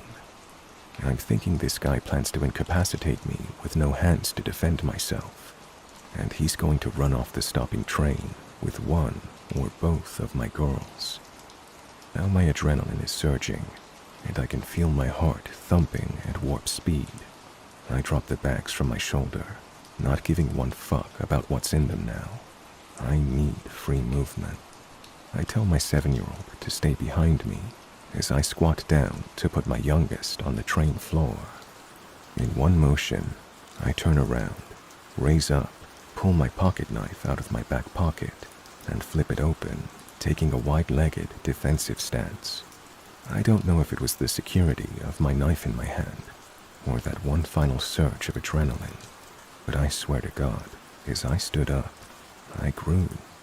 I felt like Mario having just gotten his mushroom. I felt invincible, 3 times my size and superhuman. No one was going to get through me to my babies, even if I was going to get stabbed. He stops dead in his tracks when he sees the knife about 5 feet in front of me. I sway a bit with the brake on the train, bringing it to a halt, but keeping my footing. Without thinking, I scream at this guy, "Take one more fucking step, and I will cut off your balls and fucking choke you with them." I see his eyes widen at this. He obviously didn't expect this kind of a reaction. He looks in my eyes, looks at the knife, looks behind me at my kids, and one more time glances back to my eyes. Then he turns tail and runs out the open doors and off the train. I barely register a couple of college students by the look of them, hop onto my car, and immediately hop off, probably because I'm standing there looking like a psycho with a knife out. I hear the ding and swoosh of the doors closing again, and the train moves on. At this point, I'm just kind of crumpled to the floor and hugged my kids to me and burst into tears. My oldest is crying too, while her little sister is just completely bewildered. I didn't move from the floor until we pulled in to the next stop at West Portal, where we disembarked, and I called my roommate and best friend. He was a man with big biceps and uncanny strength for his size. I wanted him to meet me at the train stop, so we didn't have to walk through the complex alone in the dark after all this craziness, which of course he did, because he is amazing like that. I never stayed on an empty train after that. No matter how tired I am, I will move to a car full of people. I never saw Hannibal Hobo again either, and I don't care to. I don't think he ever wants to meet me again, either.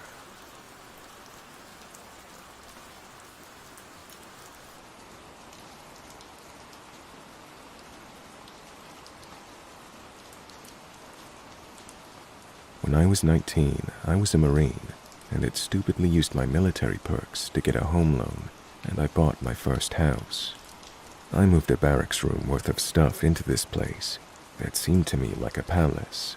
Of course, I went out and bought some bar stools, a futon to sleep on until I got a bed, and some used coffee tables for my TV.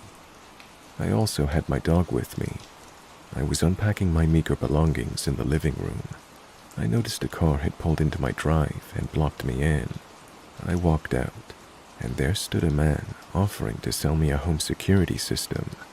The man was dressed in khakis and a polo with a name tag that I can't recall, and the car didn't have a logo on it. It should have been a red flag for me, but I figured that some people on the job didn't drive company vehicles. He gave me his card. I don't even remember the company he told me he was with, to be honest. Cue the friendly salesman, giving me his pitch about needing a system and all the perks that would come with being able to watch the exterior of my house at any time.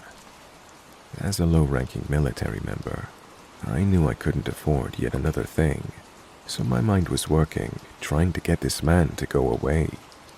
I even considered ninja chopping him or whatever it is that we Marines do in hand-to-hand, just to get him to leave. But I'm a sort of passive person. I'm too nice. No, let's call it polite. I won't be rude to someone doing their job. I've been in customer service. I can relate. I tried politely declining his offer after he tried to show me some stuff on his iPad. But you know how persistent these types can be. I'll admit to my own stupidity when answering his questions, like giving out too much information. Do you live alone? No, I live here with my wife and our 3 large dogs. At least I added in the large part. Her and her dogs hadn't actually moved in yet, and hers were just fat, though they were more vicious than my own good boy. But 2 women living together probably seemed like easier targets. I also mentioned being a Marine when he asked. He had seemed a bit shocked, but wouldn't be deterred. What kind of security system do you have? My dogs and me. Not the best answer I could have given. I wasn't exactly intimidating. I mean, I would be terrifying if I had a gun or something. I've been using them all my life, and I've never missed a target, alive or inanimate. If you would invite me in, I can show you the best places to set up cameras. He mentioned more than a few times. Each time made me more and more creeped out, thinking that he was wanting to potentially rob me. Not that there was much to take. Despite being a sexual assault victim, all I could consider was a possible burglary, and I made sure we stayed away from my house while we talked. We were outside for about 15 minutes total, me spending most of that time trying to politely get away from him and retreat inside. I wound up at my wit's end with social niceties and just walked away, leaving him standing alone in my front yard. I walked into my house and locked the door. He got into his car and left. I thought nothing more of it. After some unpacking, I couldn't do much. I had nowhere to put most of it. I ate some junk food and put together the futon. I got it all decked out with my fluffiest blankets, made sure the doors and windows were locked, and I went to lay down in the living room. Looking back, I'm not sure why I didn't put it in a bedroom. They all have blinds, and the rooms take a bit of getting used to. Perhaps I wanted to be near an exit. For some context, my back door is a double glass pane door. At the time, I didn't have curtains on it, but I did have blinds on the kitchen window. My kitchen, living room, and dining room are all connected. But there's a wall in my living room that I strategically situated my futon against, so it couldn't be seen by the back doors or the front door window. Call me paranoid. I'd been laying down for a few hours, and at about 11, my dog got off the futon and went to the back doors. My dog is large and looks like a Rottweiler in coloring, but he's never hurt anything in his life. He'll greet strangers at the door with a tail wag and hardly barks. He stood back there for a bit and whined a few times. I ignored him. It was probably a squirrel. But then he started growling, a sound that I'll never forget. It sent terror straight through me as I sat alone in the dark. I had only ever felt that fear once, when a mountain lion screamed, and I realized I was powerless against nature. But that's a story for a different thread. The point is, these sounds are designed to scare you, and it petrified me. I was frozen and wanted to wimp out, to hide, to call the cops, but I realized if someone was out there, they'd for sure see my phone light and know where I was. So while my dog stayed stationed at the back door, I talked myself up just enough to move off of the couch and investigate, still scared out of my mind. I slunk to the kitchen and grabbed a kitchen knife, one of the only utensils I had, and crept to the kitchen window. I was squatting amongst the cabinets so that I couldn't be seen from any windows, bouncing a little, trying to gear up to peel back the blinds. My brain was telling me irrational things, horror stories that I'd read come to life. To be real, I was ready to bitch out. I'm not a brave person.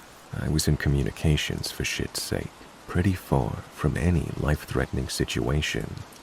Well, not one that involves people at my fucking house. In my one safe space, my hideout, my protection from anything outside wanting in. I've always been afraid of home invasions. It stems from an incident when I was younger that isn't really worth mentioning further. The point is, if someone dares enter my safe place, it's not safe anymore. I thought I couldn't get more scared in that moment, but then I saw a male figure in my backyard, and my heart jumped. He wasn't very far from the window I was looking out of. He was bold enough to not wear anything over his head, and I saw the blonde hair in the moonlight. It only took me a few seconds to recognize the security salesman in the dark. He was on the edge of my porch, watching my back door, watching my dog. I jumped up quickly, climbed over the bar counter, and turned on the lights as I went towards the back door to let my still growling dog out, in hopes that he'd at least get rid of the man, if not injure him. No dice. As soon as the lights came on, he had just enough time to go jump the low part of the fence to safety before my dog even got off the porch. I didn't sleep that night. My dog sat on a futon with me, calm as could be, having done his job. The next morning, I filed a police report, but I couldn't tell him his name or what company he was with, having lost the card he gave me. They sent some patrols through the area, and I found out that all legitimate salesmen should have an ID upon request. That night, I had 2 friends stay with me, ready for him to come back to either A, try to rob me or commit more nefarious acts, or B, try to scare me into home security. He didn't come back, and I haven't seen him since. My dog hasn't growled like that since either, but I'm terrified for the next time that I hear it.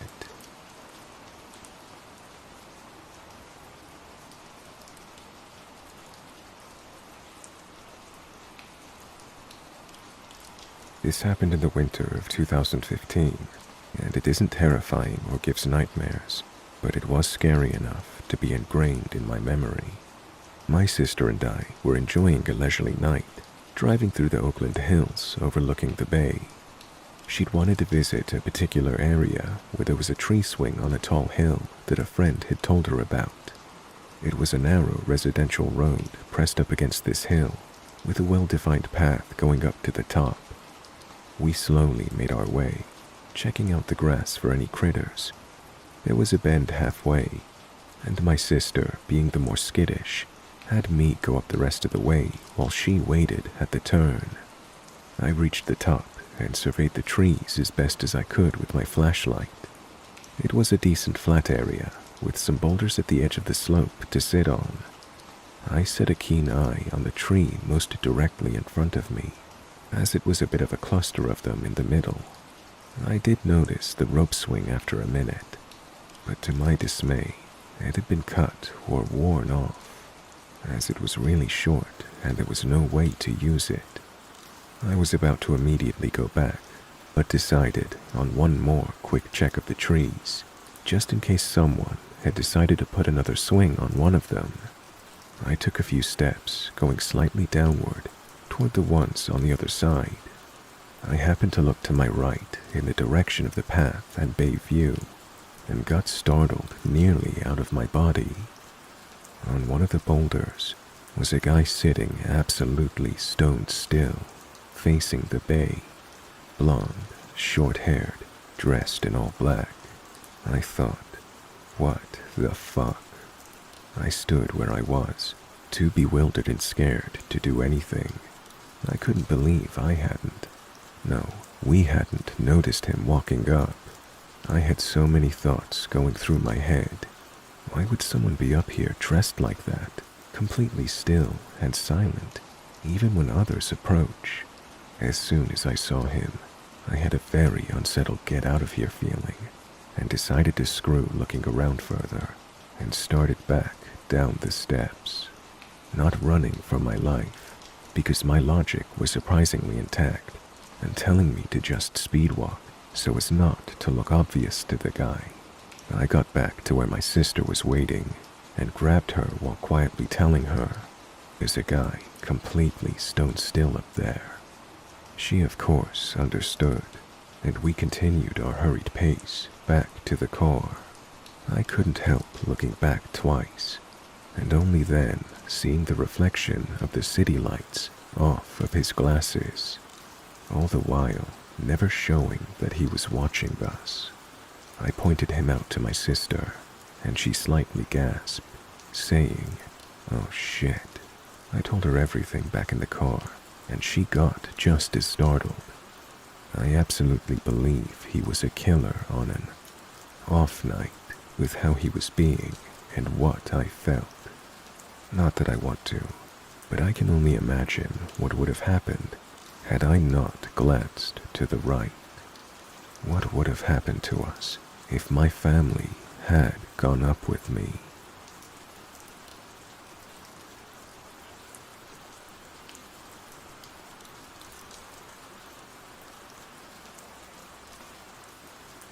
Back in 2000 or 2001, I was driving by myself from visiting my mom in Colorado back to Arizona. I was in a station wagon and had a desk my mom had given me that was my grandfather's. I've always been scared of driving at night, that there is someone in my back seat that's going to get me. This might be because of too many scary movies or because my mom's paranoia rubbed off on me. I was in the army and drove back and forth a lot to visit her. She would get mad at me for sleeping at rest stops or gas stations and tell me someone was going to kidnap me and kill me, but I just didn't want to be bothered with the hassle and expense of a motel most of the time. I digress. So, I'm driving an empty stretch of highway late at night with no other cars around. This red truck comes up behind me, flashing his lights and honking his horn at me. I was thinking to myself that there was something wrong with my car, or maybe there was something wrong with the desk in the hatchback, because why else would he be so insistent on pulling me over? So, I pull over. I was in my mid-20s and still a bit naive, and I get out of my car. As I'm getting out of my car, he's directly behind me and still flashing his lights and honking his horn. I got to about the middle of the car. I planned on going back to see what could have been wrong with my car when it hit me. Why is he still honking at me when I'm out of my car? That's odd. Then he gets out of his truck. That's when I knew something wasn't right. I jumped back in my car and sped off. The next exit was 45 miles or so away. He followed me the entire time. I take the first exit and go to a crowded grocery store with a laundromat next to it. There was an ambulance parked at the laundromat with its lights flashing, and I was next to it. I figured if there was an ambulance, then eventually a police officer should come. The man stayed in his truck in the grocery store parking lot, watching me the entire time. I was terrified. I did not want to get out of my car and felt like an idiot if I would have to tell someone what happened. I waited about an hour and he finally left. After he left, I waited a bit longer before continuing my drive back to Arizona. I was paranoid and watchful for any red trucks the entire time. Fast forward about 5 or 6 years, I'm watching Unsolved Mysteries or some similar type of crime show with my husband at the time. He knew what happened as we were dating when it happened, and what story pops up? One about a man on that exact stretch of highway with a red truck that used those exact tactics to get a few women to pull over and murder them. I really am glad my gut told me something was wrong, and to get back into my truck and drive.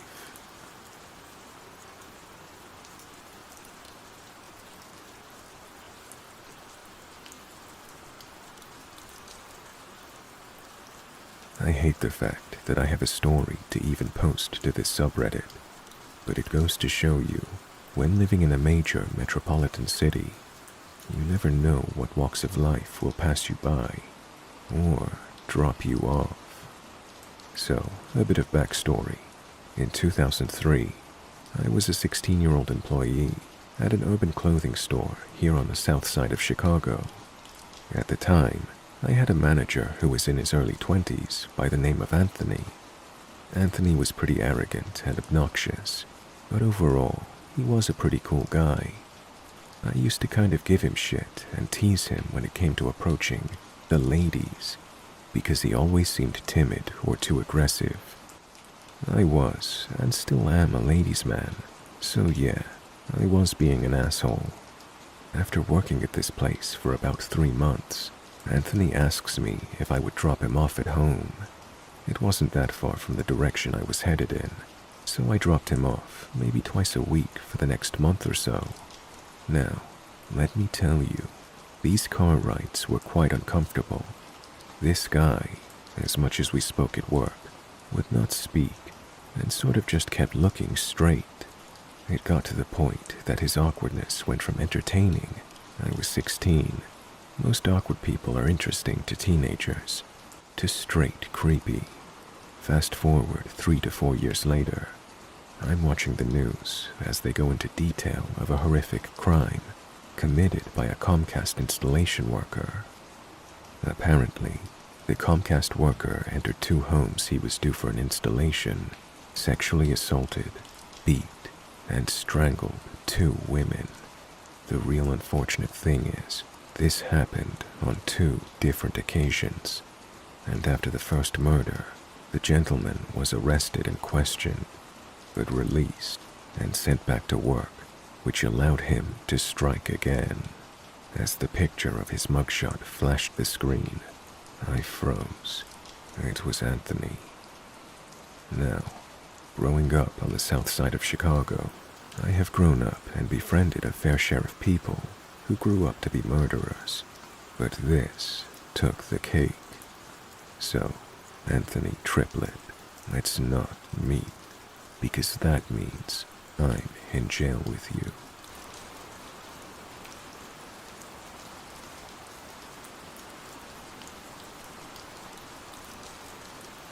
About 2 nights ago, I went to go see the new Wicked movie with my family, who was in town for Thanksgiving. I arrived back to my house around midnight. I live alone in a shared but divided house, with 2 other tenants living inside. One is upstairs, and one splits the downstairs with me. so there's 3 apartments in total.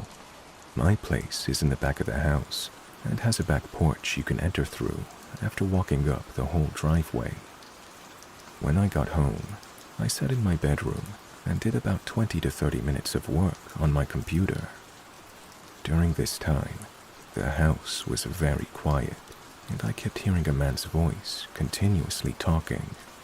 Now, keep in mind, the tenant above me is a man, and I know his bedroom is right above mine because I previously lived up there. It sounded like he was on the phone just because of how long and continuous the talking went on. I tried to listen and figure out where the voice was coming from, and I couldn't exactly pinpoint it. Now, it must be noted that my bedroom door connects to the porch with a door that I have blocked with my dresser. There's a main door inside the porch that you use to get into the house, but there's also this strange door connecting to my room. I couldn't make out the words because of how firm and continuous the voice was going on. I figured it just had to be coming from my housemate upstairs. It's the only thing that made logical sense. I just kept on thinking, though. I'd never heard a single voice come through that ceiling before. It's not that thin. Whatever.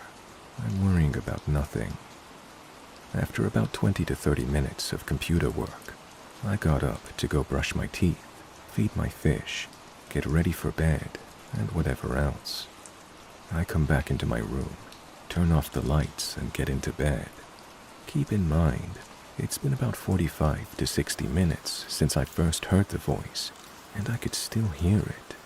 Damn, I thought. My housemate is chatting up a storm on the phone up there. Oh, how wrong I was. After about 3 minutes of laying in bed, I all of a sudden heard my porch door creaking, along with the talking man's voice. It has a very distinct sound that I knew immediately was my porch door. I crept across my room and put my ear to the dresser/door that connects to the porch. Sure enough, the talking was coming from inside my porch, and I could hear the door moving and shuffling inside my porch along with it. My heart absolutely dropped. All the lights were off in my house at this point, so I had a sort of sneaky advantage to creep around my house, get a view of what was going on. I crept down my hallway and peered into the kitchen, which the porch leads into. Across the kitchen, through the door and in a streak of moonlight, I just see a man with long, scraggly hair sitting curled up in the center of my porch, turned around with his back to me, muttering out loud to himself and rocking back and forth. My fight or flight kicked in, and I immediately ripped open the door and started screaming at him to get out and try intimidating him. Looking back, I probably shouldn't have made myself so vulnerable without a weapon handy. But like I said, I was just in fight or flight. I can't explain my actions in this moment, other than reacting out of fear and determination to scare him out. Anyways, this guy didn't even react to me whipping open the door and screaming at him. Not even a flinch. He simply turned his head to the side very slowly and said, "My name is Evan." This freaked me out so much for some reason, especially because he still hadn't turned around or shown his face. I said I don't care and kept cursing at him to leave, and he slowly rose up with his hands up and said, I know, I'm hiding." He wasn't saying it in a pleading way though. He said it with this almost childlike playful tone that freaked me the absolute fuck out. I hated this. The fact that he kept trying to reason with me and act so mysterious, while still not even turning around to show his face, just pissed me off honestly. Who do you think you are, bro? I ran him out of the porch and was just threatening him. Now I assume it was just a homeless man who was under the influence of something, as I do live in an inner city area, and it's common to see homeless people near my street. But I don't know, man.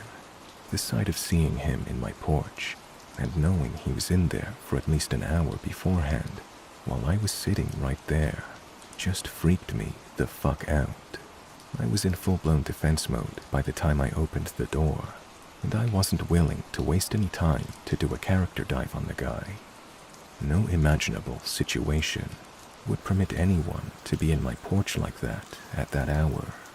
Needless to say, I'll be double-checking my porch lock every night from now on.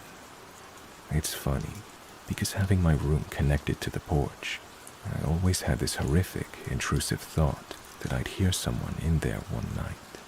Looks like it came true. So, please, Evan, let's not ever meet again, you creepy bastard.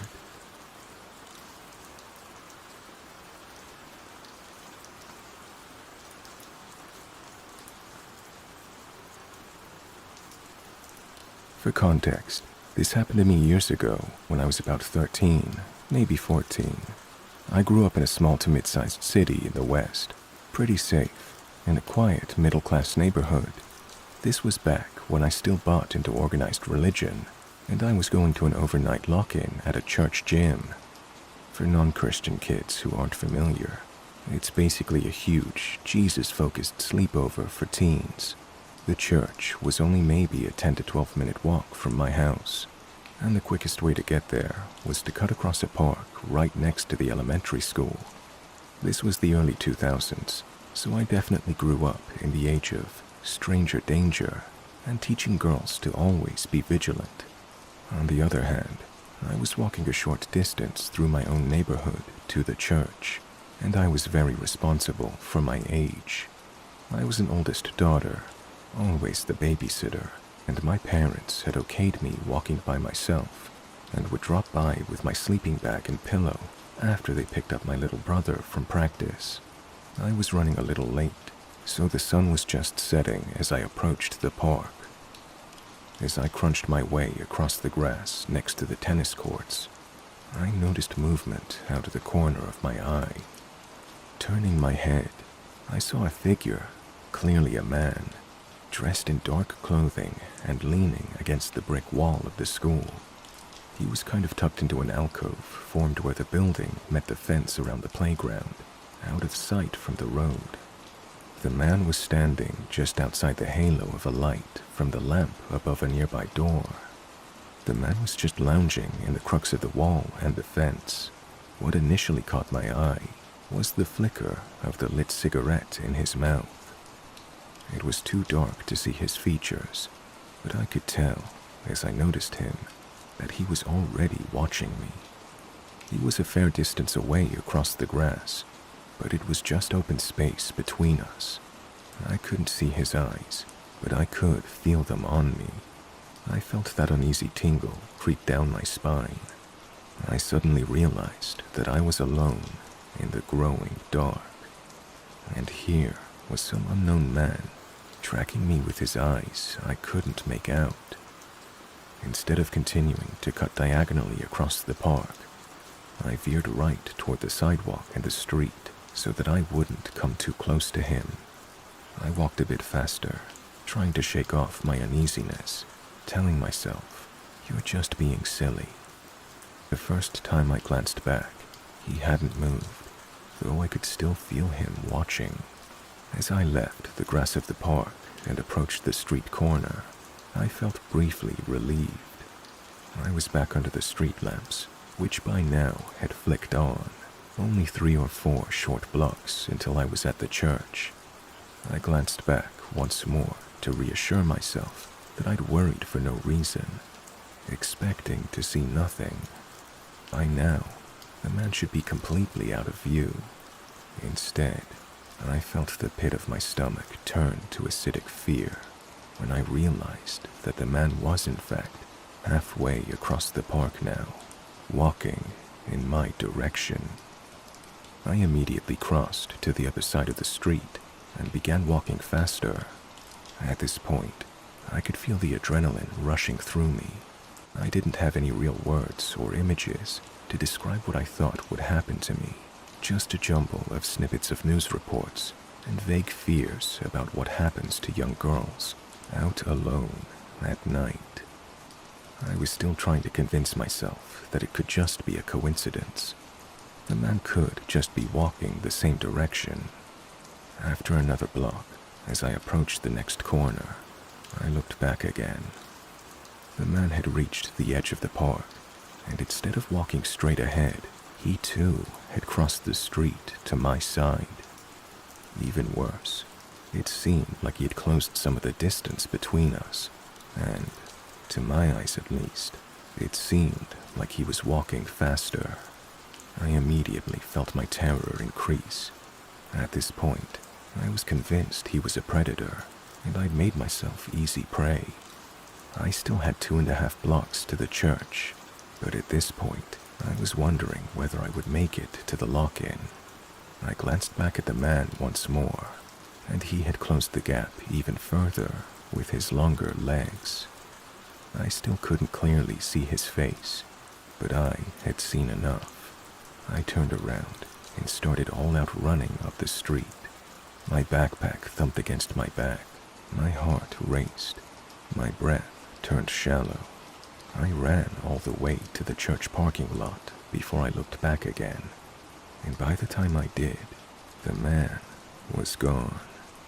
To this day, I have no idea if that man was after me, or if he just thought I was some weird kid running down the street at dusk. Frankly, I'm glad never to have found out, one way or the other.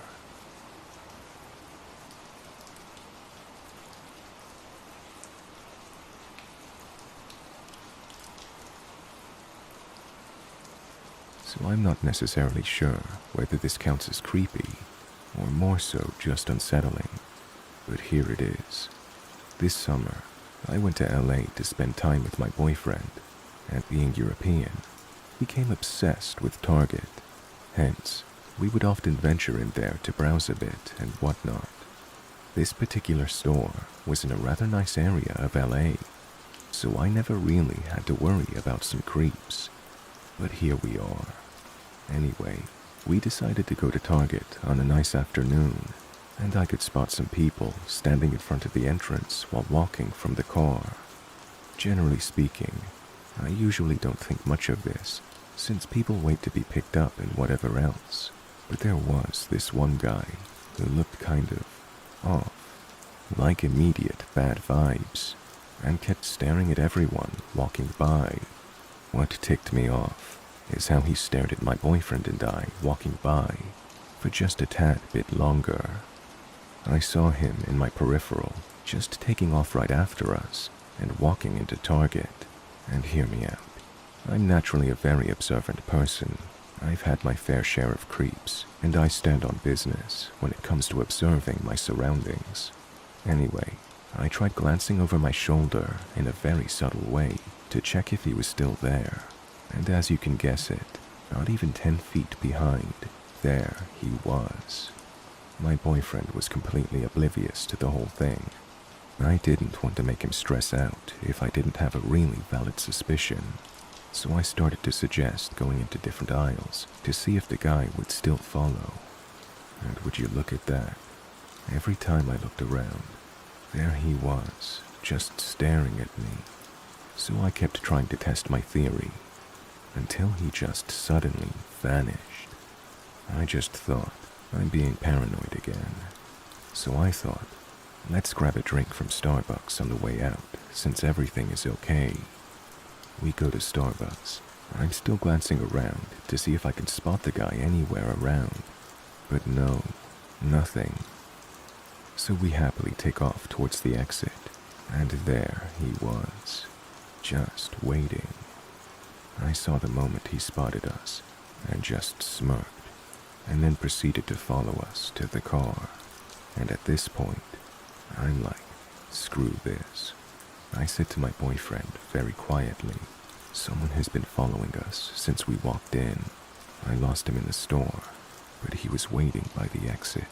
He's right behind us. Don't make it obvious. Just get into the car and lock it as fast as you can. So my boyfriend looked behind, and would you look at that? The guy was following us to the car very closely behind. The moment we're by the car, my boyfriend just unlocks the doors, and we get in as fast as we can. And he locks that shit, because what if that guy tries to get in? But the man just stood behind the car, staring through our back window right at us, and then proceeded to just walk away like nothing happened. And the weirdest thing about it, when we pulled out of the parking spot, not even 10 seconds later, the guy just vanished into thin air. He was nowhere to be seen. I've never been so paranoid in my entire life. What if he got into another car and maybe tried to follow us home? But after that, we just got back home, and everything just seemed oddly normal. Besides my minor heart palpitations, that is. I still don't understand what might have been the purpose of the whole thing, but boy, it scared me just fine.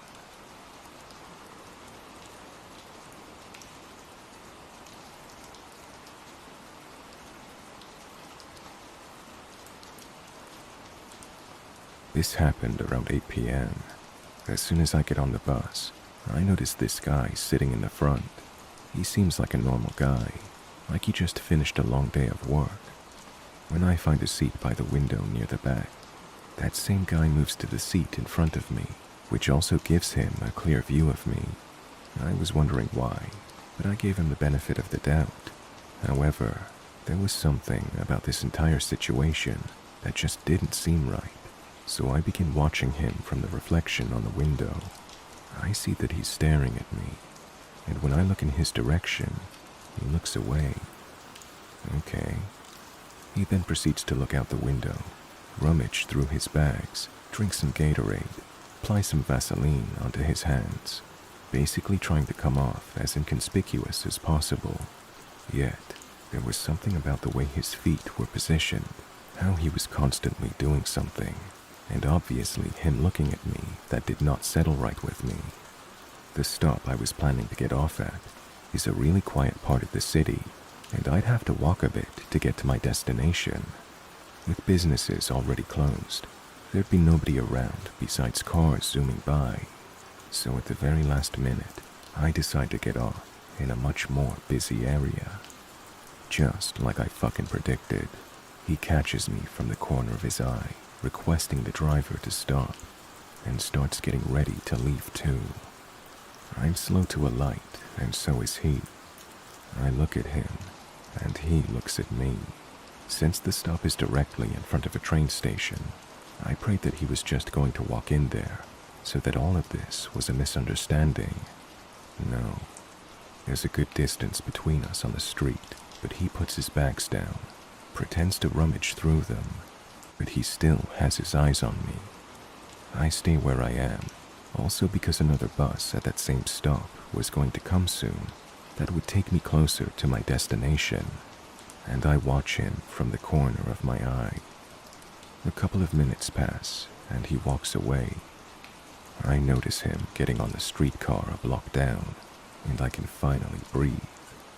I see my bus coming, and I'm just so relieved. I look back in his direction one last time, and I noticed that he got off the streetcar, and he is just standing there. I hurry onto the bus and pray that he doesn't make a run to get in. He doesn't, and I get to my destination safely, even though the bus driver completely skips over my stop for some reason. But whatever, as long as that guy isn't following me anymore. So yeah, that happened. I'm writing this post to warn you guys to seriously be aware of your surroundings and always question. Normal-looking people are capable of being suspicious as fuck. Had I not first walked onto the bus and noticed him change seats, I don't know what would have happened to me tonight.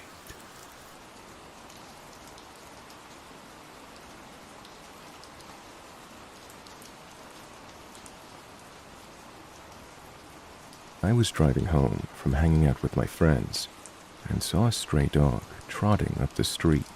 It was about 10:45 p.m. I'd always been an avid animal lover, spending my childhood begging my parents to let me help stray animals or take them home. Now that I'm an adult, I have my own dog, but carry extra food and a lead in my car, just in case I happen to cross a pup in need. This dog was running down a pretty busy road and then turned onto a side street, so I decided to stop and see if I could get it to come to me with some food. I called to it, and it looked interested for a moment. I dropped some food on the sidewalk, but then it took off. I got back in my car and turned left at the next street, and then left again to get back on the main road. I see the dog again, and it's moving more slowly now, so I think maybe there's a better chance I can get it to come to me. I stop again, and as I'm getting out of my car, a large Suburban drives by. I stare at them directly, because I'm worried they won't see the dog and might hit them. I lose sight of the dog while I'm watching the Suburban, which then turns around. They pull up next to my parked car and stop.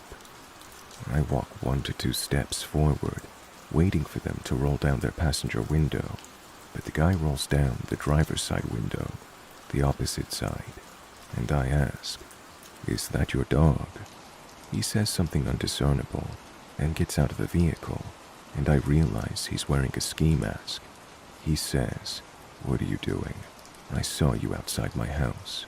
To clarify, I never left the road or sidewalk. I hold up my bag of dog food and lead and say, "There was a dog. I was just trying to get it to come with me." At the same time, I move towards my car and open the door with my hand on the lock as he's moving towards me. The guy then hustles back into his Suburban and basically peels out and turns off the street without stopping at the stop sign. I don't know what his intentions were, but I'm grateful to be home and on the couch with my own dog now. I hate that I feel stupid and regretful for trying to do a kind task of helping an animal in need. I feel like it will deter me from doing it again in the future. I don't want to tell my fiance or friends about it because they'll probably tell me I shouldn't have stopped. But how is the world going to become a better place if everyone stops doing good deeds out of fear?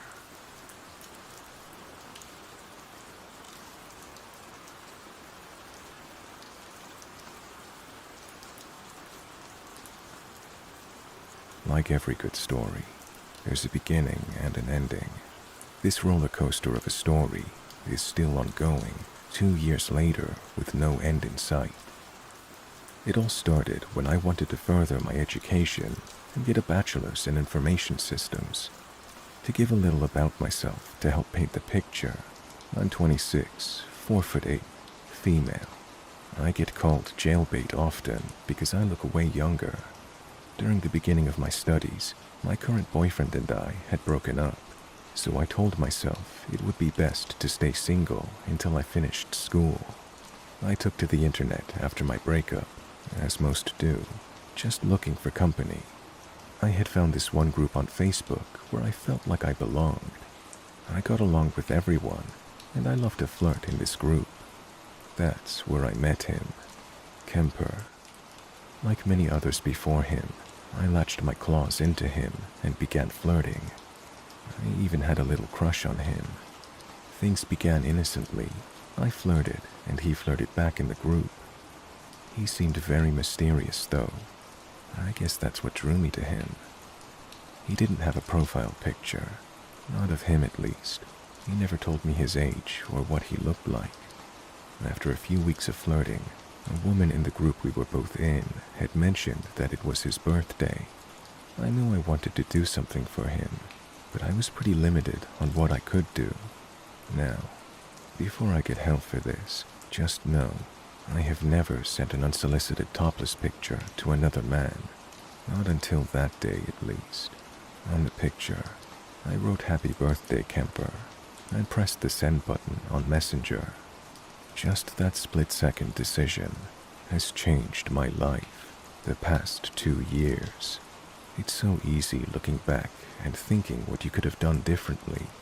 There is no going back now. Within a week of talking non-stop to Kemper, He was already telling me he loved me. He was working as a truck driver, but at the time he'd broken his knee at work, so he was out of commission for a few months, which allowed him to talk to me as much as possible.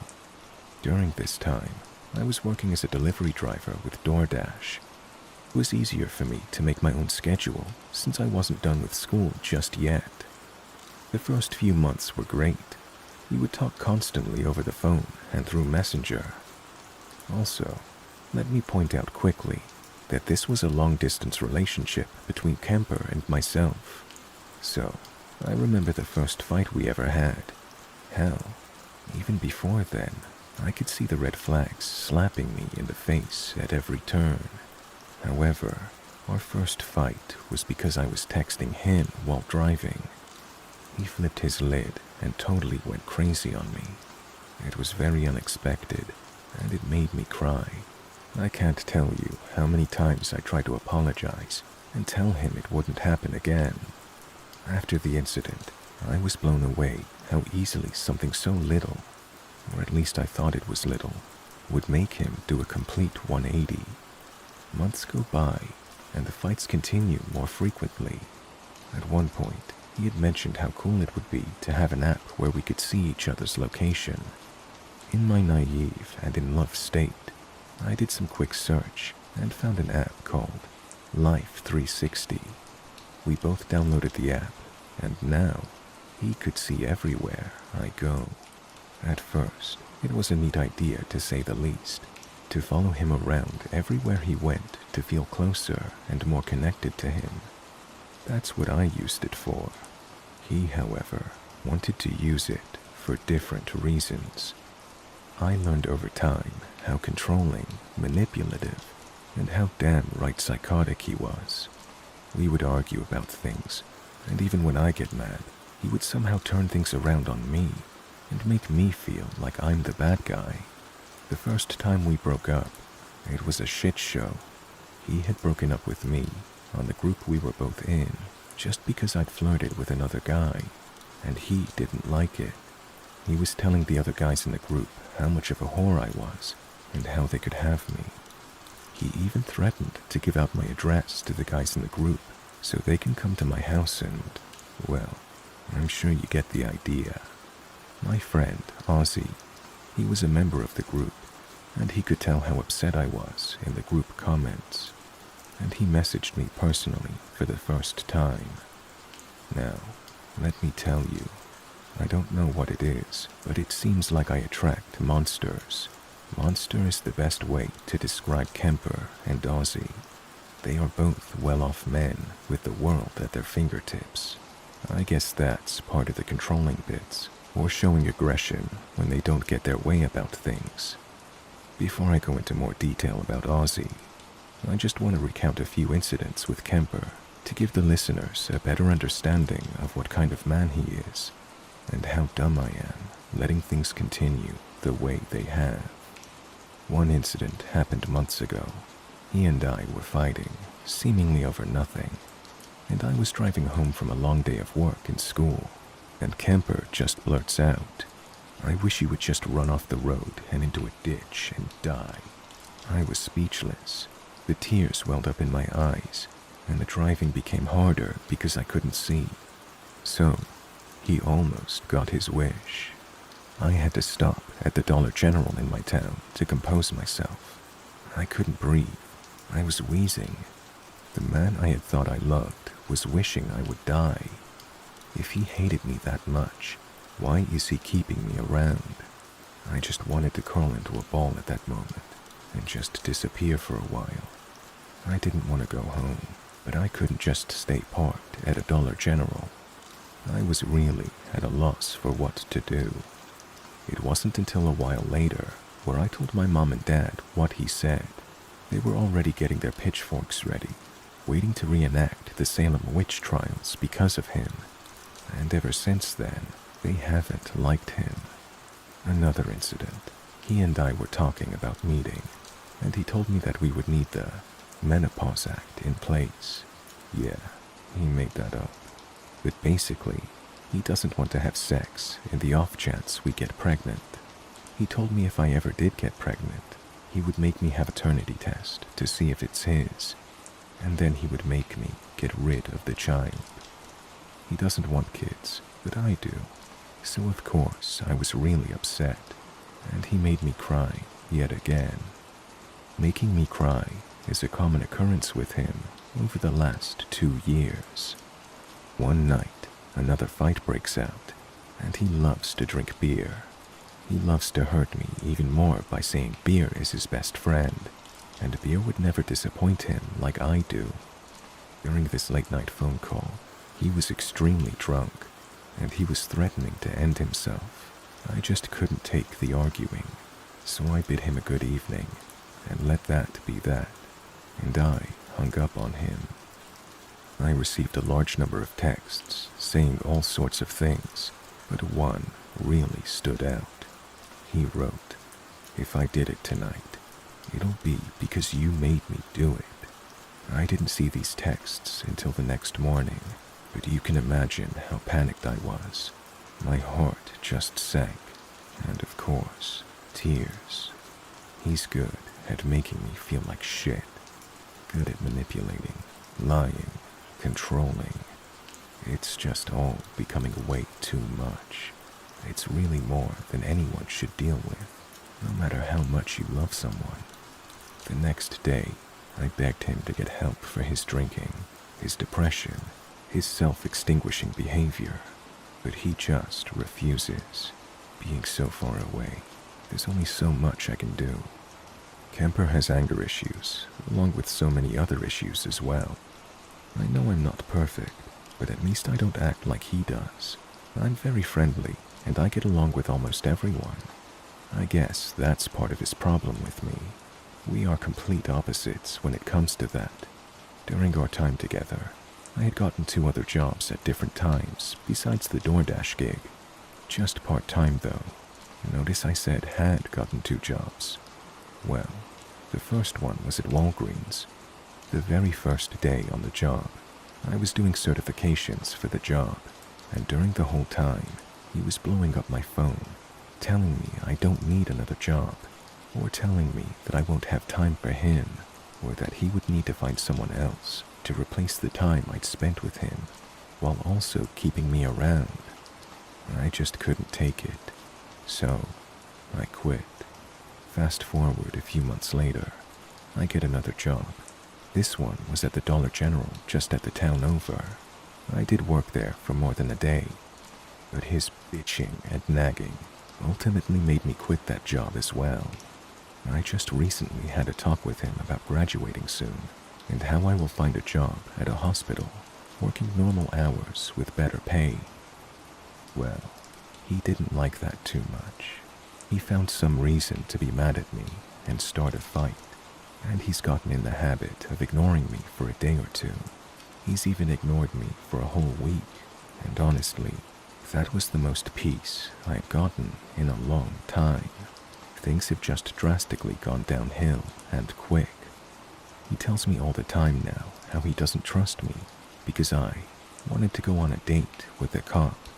This was some guy I had met at the gas station down from where I lived, and I gave him my Snapchat. He seemed nice, and I was curious what kind of pictures he would post on Snapchat or send me. When the cop sent a picture of his nether region, that was when he was blocked. And yes, I told Kemper about this. This incident with the cop had happened on one of the many times Kemper and I had broken up. I do respect him, as weird as that is to say. I would never go on another date with another man, or flirt with another guy.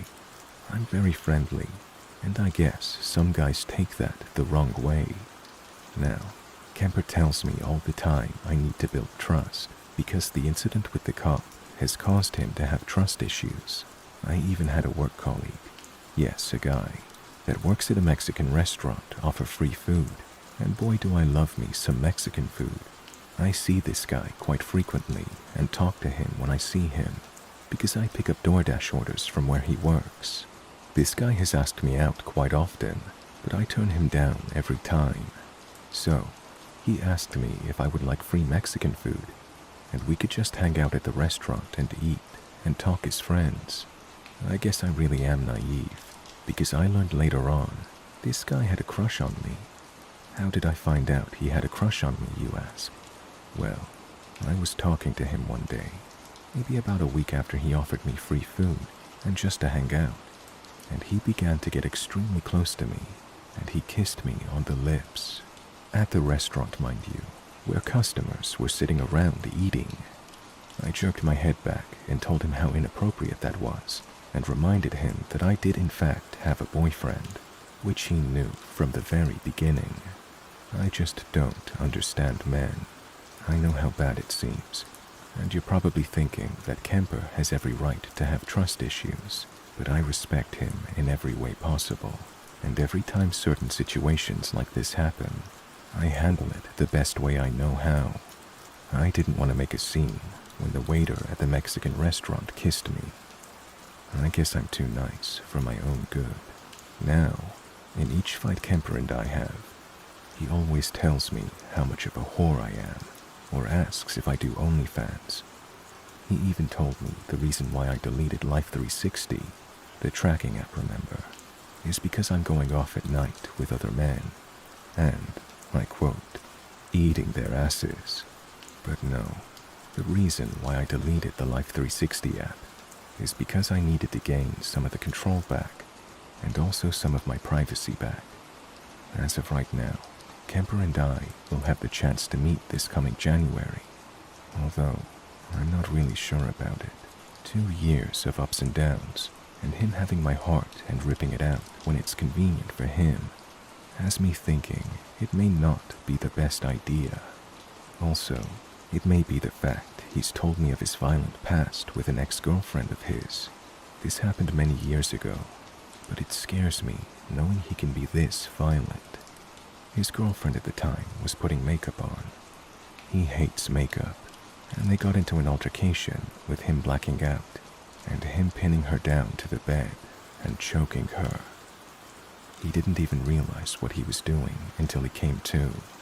He's told me lately that if he ever caught me in bed with another man, he would punch me in the face, not the guy, simply because the man didn't know better and I did. I've spent a lot of time and effort into this relationship and wanting it to work out in the end, but honestly, I'm not sure if meeting would be the best thing to do, now or ever. So, let's talk about Ozzy. He's a tad older than me. He's 49 years old, while Kemper is 48 years old. You would think they would be mature for their age. Well, Ozzy is very mature. Kemper, not so much. Ozzy and I began talking the first time Kemper and I had broken up. He was being a concerned friend and messaged me, asking me what was going on. I spilled everything to him. He was like a best friend I didn't know I had. He was so easy to talk to, and he even began opening up to me about his troubled upbringing. We would talk about everything, and things began to escalate into a more sexual topic. He would tell me about his dark fantasies, which at one point I would have shared with him, but not so much anymore. I'm more vanilla nowadays when it comes to stuff like that. After a month or so of talking, he too would begin to tell me he loved me, but only as a friend. I knew better than that, and it made me uncomfortable knowing that someone I've only had a handful of conversations with, which mostly consisted of sex talk, would tell me he loved me. The majority of the time, we would just exchange gifts, with a few voice clips shared between us. Over time, I felt bad for talking to this man, but he was a comfort when Kemper and I had broken up. But our conversations went from semi-normal to just weird. Let me mention real quick, just like Kemper, he too didn't have a profile picture, but he would post pictures of himself on the group, so I knew what he looked like, and he was a very handsome man. After a while of talking to him, he would send me some other pictures, which seemed to be newer pictures, which looked nothing like the pictures he had posted in the group. I didn't make a fuss out of it. I just assumed the pictures in the group were older pictures. One day he had told me he was getting a haircut. I was trying to be polite and asked for a picture to see the new haircut. Days later, he finally sent me that picture. I wasn't sure who this person in the picture was. It looked absolutely nothing like the previous pictures he had sent. At the moment, I assumed I was being catfished, but it didn't matter to me, because looks really don't matter. A lot of the messages I receive from him is how he wants to breed me. He refers to himself as Mr. Wolf, and tells me all the time how he wants to marry me and steal me away from Kemper and get me pregnant. He talks all the time about how he would make a beautiful child and how he's very well off, so he would be able to have more children, and how much of a great life we would have. He even goes out of his way to find gifs and pictures of indecent pregnant women being forced into horrible things. Things tend to get even darker at times. He has told me that he wants to have his way with me in front of Kemper while he's tied to a chair, and then have his way with Kemper next. One time, he was talking about some women in the Facebook group we were in, and just women in general who would cheat on their husband and flirt with other men behind their husband's back. He would say how these women need to be taken care of, not to use the exact word, but I hope you get where I'm going with that. He tells me all the time how he knows high-end people, how he's good friends with the governor, and that he can find any kind of information about someone if he needs to. It's truly scary, to say the least, if this is all true, and my gut feeling is telling me that it is.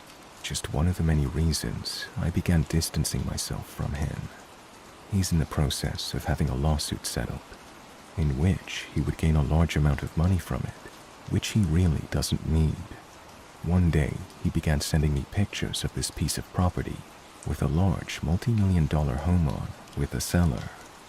He would tell me how he could convert the cellar into a dungeon and keep me there as his play toy. The more I write about things, the more I'm getting a better idea of how dangerous things can possibly be if I ever met either Kemper or Ozzy. Ozzy tells me all the time about his lawsuit and when it should be finished, and tells me he would love to take my mom and myself to dinner. I talk about my mom quite often to him because she plays a big part in my life, and I love her more than anything. So, I live in the south by the Gulf, and Ozzy has friends over in this area. He wants to meet a few of his Facebook friends that live in the area, and he asked me to join him for a few weeks of traveling to meet some of his friends with him. That is, after the lawsuit is settled. That's a big no from me. I barely even know him, much less his Facebook friends. So, this is my story so far. I'm not sure how things will turn out, but as of right now, let's not meet. Kemper and Ozzy both scare me in ways I can't explain. I do love Kemper with all my heart, but he has a lot of issues he needs to work on before I even consider meeting him, so it may never happen. I'm really hoping once I get a job working at the hospital that I will be able to find someone normal to date and spend the rest of my life with.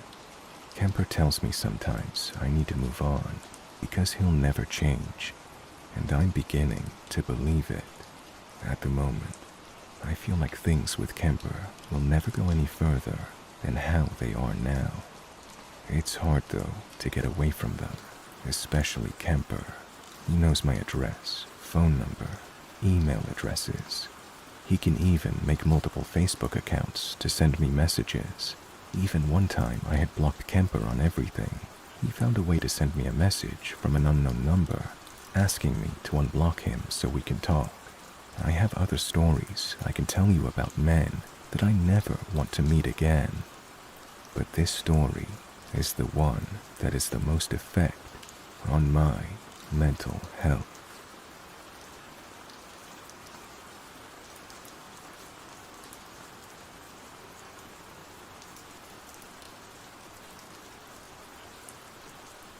Okay, so here goes. In early 2014, I was 18 years old and started browsing the world of Craigslist. I responded to an ad in the personal section and started texting this woman. Now, being 18 and unfamiliar with how Craigslist works, I didn't see an issue with meeting up with her at a Red Roof. I also didn't see anything wrong with her asking for donations. Again, 18 and stupid. I figured donation meant optional. Again, stupid I know. But just to be clear, she never gave me a price, nor did I tell her I had money for her. So I set up a time to meet her. I left my house to head to my GED class as usual, but walked to Red Roof instead. It was pouring rain and it was warm out, so by the time I got there, I was all drenched and sweaty. I knocked on the room door she was in, and she answered. Her attire should have alerted me, but let's say it again. 18 and stupid. She invited me in, and I asked to use the shower real quick. So I get undressed in the bathroom and hop in the shower. She started taking off her top, and I told her, that's okay, I won't be long. So she goes and waits on the bed, watching Steve Wilkos. I get out of the shower and wrap a towel around my waist. I came out of the bathroom, randy as a dog, looked at her, and asked if she was ready. She sprawled out on the bed and says, donations are up front. At this point, all the red flags that should have gone off did, as I realized the situation I was in. My face dropped as I faced the TV. I nervously told her that I didn't have any money. She got up and started screaming at me and threw my clothes and bag at me. I got dressed and actually apologized for wasting her time. So I leave her room and start heading back to my GED class. Before I was out of the parking lot, a guy in a green punch bug calls me over to him. I tried to ignore him and walk past until he shouted to get my attention. So I walk up to the driver's side of this guy's car and he starts talking to me. Now, this guy looked sketchy, and I just figured he was the woman's pimp. So he's talking to me with his left arm up on his door and his right arm down at his side, holding a fucking pistol. At this point, I'm almost certain I'm going to get shot. He says to me, so why would you come here knowing you don't have any money? I explained as calmly as I could that I wasn't aware of the situation. This guy pulls his fucking arm up a little to show me his gun and says, I have messages between you and her saying you had the money for her. Now, like I said earlier, I never told this woman I had any money. So this guy decides to lower his gun and says to me, you're lucky you came to one of my girls. Other girls would have stabbed you with a broken crack pipe. I see you're pretty young, so I'll let you off with a warning this time. He then motioned me to be on my way, but you bet your ass I kept looking back to make sure I wasn't about to be shot from behind. Obviously, I never met up with anybody from Craigslist again, but just the same, Red Roof Escort and her pimp, let's not meet again.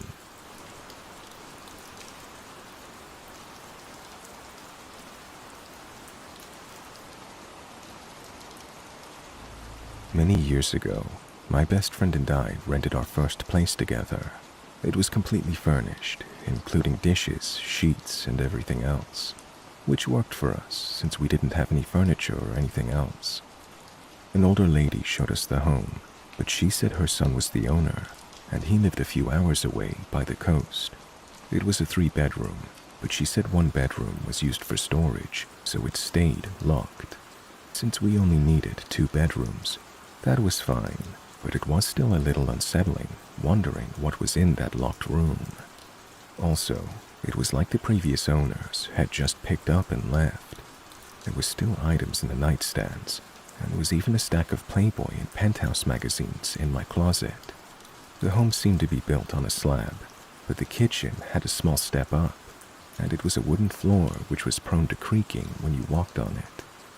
On occasion, I thought I'd hear footsteps walking across it when I was the only one home, but I just dismissed it because I didn't want to freak out myself or my roommate. One night, we had a group of friends over when one of them, Dee, started prompting us to hush.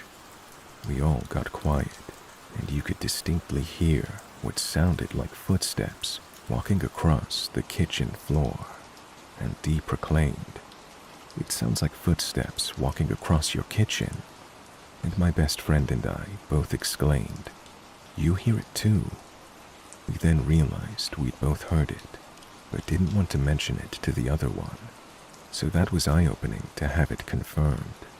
The next creepy thing happened one night as I was about to go to bed. My boyfriend at the time worked a second shift job, so he would occasionally drop by on his way home from work. I usually knew when he was coming, and I wasn't expecting him, but I clearly heard the doorbell ring. The home was an older home, probably built in the late 40s, and it had one of those old, really loud buzzer-style doorbells. You would definitely not mistake this sound for anything else. Of course, I thought it was him, so I immediately go to the door, but no one was there, and there were no car lights leaving. The street was straight, going in both directions for a ways, so I would have definitely seen a car leaving. There was no question in my mind that the doorbell had rung, so the hair was now standing up on the back of my neck. There's nothing worse than feeling alone in that situation, so I went to wake up my roommate, but no matter what I did, how hard I shook her or how loud I called her name, she would not wake up. She had never been difficult to wake up, so this freaked me out even more. After trying to wake her for at least 15 minutes, I just had to go back to bed, pull the covers over my head like a child, and try to fall asleep. I later talked to my boyfriend, and he said he had not dropped by, so that was unnerving to say the least. The last experience was definitely the strangest though. In the hallway, there were 3 heavy objects attached to the wall that were like antique farm/outdoor equipment. I can't quite remember what 2 of them were, but they were all really heavy and made of wood. And the one I remember was like a rake, but completely made of wood. Again, they were heavy. One day, I was in the shower and I heard a loud noise, and the next thing I know, my roommate came in and is beyond freaked out. She tells me I have to hurry out to see what the noise was, so I quickly get out to see that all 3 of these heavy items had fallen onto the floor at the same time. There was honestly no reasonable explanation for it to have happened. We were in a lease, so we just couldn't move out, but shortly thereafter, the owner decided he was going to put the home on the market. He ended up being a huge pain, although we'd never met him. He came to the house, and just my roommate was home. Being young and naive, she felt obliged to let him in, although he had clearly been drinking. It left her very uncomfortable, and then he showed up at my work. Soon after, he sued us, saying we'd ruined the carpet, but we'd only lived there for about 6 months, and the carpet was the same as when we moved in. We had to hire a lawyer, and we won the case. The whole thing was so bizarre. I didn't mention yet that there was a small addition on the back of the house that was also on a concrete slab, right off the step-up kitchen, and made me wonder if he had added it, and if there was an ulterior reason why. The whole situation was creepy, including the landlord, and it made me wonder if he, or something he had done, caused the activity at the house.